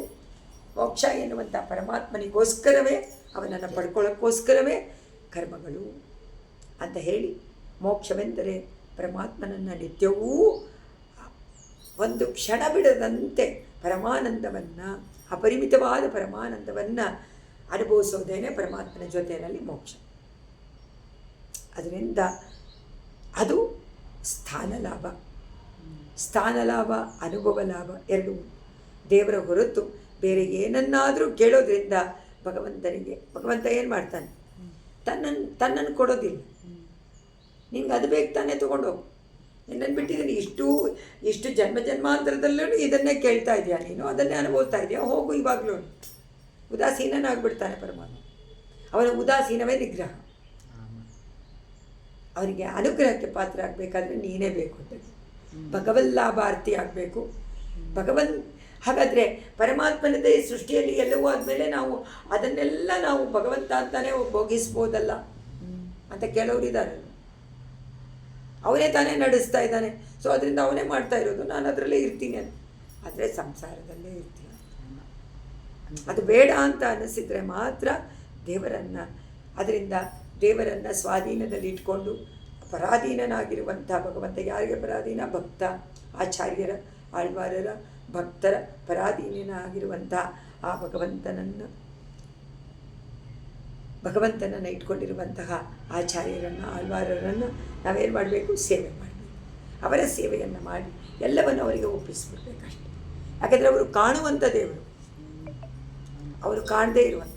ಅದರಿಂದ ಅವರನ್ನು ಸುಲಭವಾಗಿ ನಾವು ಆಶ್ರಯಿಸ್ಬೋದು, ಸುಲಭವಾಗಿ ಅವರನ್ನು ಅರ್ಥ ಮಾಡ್ಕೊಳ್ಬೋದು, ಅನುಸರಿಸಬಹುದು, ಅವ್ರು ಹೇಳಿದಂತೆ ಮಾಡ್ಬೋದು. ಅವರ ಆಜ್ಞೆಯನ್ನು ಪರಿಪಾಲನೆ ಮಾಡಿ ಅವರಿಗೆ ಪ್ರೀತಿ ಪಾತ್ರರಾದರೆ ಪರಮಾತ್ಮನಿಗೆ ಪ್ರೀತಿ ಪಾತ್ರ. ಆಗ ಶಾಸ್ತ್ರ ಉಲ್ಲಂಘನೆ ಇಲ್ಲ, ಪರಮಾತ್ಮನಿಗೆ ತುಂಬ ಸಂತೋಷ. ಆಚಾರ್ಯರೇ ಪರಮಾತ್ಮನ ಹತ್ರ ಕರ್ಕೊಂಡು ಹೋಗ್ಬಿಡ್ತಾರೆ. ಅದರಲ್ಲಿ ಸುಲಭವಾಗಿ ಪಡ್ಕೊಳ್ಬೋದು ಅಂತ ತೋರಿಸಿಕೊಡ್ತಾರೆ. ಮೋಕ್ಷ ಸಾಮ್ರಾಜ್ಯ ಸೌಖ್ಯವನ್ನು ಅನುಭವಿಸಂತೆ ಮಾಡ್ತಾರೆ ನಮ್ಮ ಆಚಾರ್ಯರು ಅಂತ ಹೇಳಿ ಆಳ್ವಾರ್ಗಳು ಒಂದು ಪಾದಕ್ಕೆ, ಆಚಾರ್ಯರು ಒಂದು ಪಾದಕ್ಕೆ ಅಂತಾನು ನಾವು ಭಾವನೆ ಮಾಡಿಸ್ಕೊಳ್ಬೋದು. ಭಾವನೆ ಮಾಡಿಕೊಂಡು ಧ್ಯಾನ ಮಾಡಿ ಪರಮಾತ್ಮನನ್ನು ಪಡ್ಕೊಳ್ಬೋದು ಅಂತ ಈ ದ್ವಂದ್ವ ಪದ್ಧತಿಯನ್ನು ಇಲ್ಲಿಗೆ ಮುಗಿಸ್ತಾರೆ. ಭಕ್ತಿ ಬೇಕು. ಭಕ್ತಿಯನ್ನು ಉಂಟು ಮಾಡಿ, ಜ್ಞಾನವನ್ನು ಮಾಡಿ, ಕರ್ಮವನ್ನು ಮಾಡಿ, ಜ್ಞಾನದಿಂದ ಮಾಡಿ, ಭಕ್ತಿಪೂರ್ವಕ ಮಾಡಿದರೆ ಭಕ್ತಿ ಅಧಿಕೃತ್ಯವಾಗುತ್ತೆ. ಅಧಿಕೃತವಾದ ಭಕ್ತಿಯಿಂದ ಮೋಕ್ಷ ಸಾಮ್ರಾಜ್ಯ ಸಿಗುತ್ತೆ. ಅಲ್ಲಿವರೆಗೂ ಕರ್ಕೊಂಡು ಹೋಗ್ಬಿಡ್ತಾರೆ ಆಚಾರ್ಯರು ಅಂತ ಹೇಳಿ ದ್ವಂದ್ವ ಪದ್ಧತಿಯಲ್ಲಿ 2 ಪಾದುಕೆಗಳನ್ನು ಸ್ತೋತ್ರ ಮಾಡಿದರು. ಇಲ್ಲಿಗೆ ಈ ಪದ್ಧತಿ ಸಂಪೂರ್ಣವಾಗುತ್ತೆ. ಶಿವತೇ ನಿಗಮಾಂತ ಮಹಾದೇಶಿಕಾಯ ನಮಃ. ಶಿವತೇ ರಂಗನಾಥ ದಿವ್ಯಮಣಿ ಪಾದುಕಾಭ್ಯಾಂ ನಮಃ. ಜಯತಿ ರಾಜಸೂಕ್ತಿ ಜಯತಿ ಮುಕುಂದಸ್ಯ ಪಾದುಕಾಯುಗಳಿ ತದ್ಭಯದನಾ ತ್ರಿವೇದಿ ಅವಂದಯಂತೋ ಜಯಂತಿ ಭುವಿ ಸಂತಶ್ರೀರಂಗಪೃಥ್ವೀಶ ಚರಣತ್ರಾಣ ಶೇಖರಾಗ ಜಯಂತಿ ಭುವನತ್ರಾಣ ಪದಪಂಕಜ ವೇಣವ.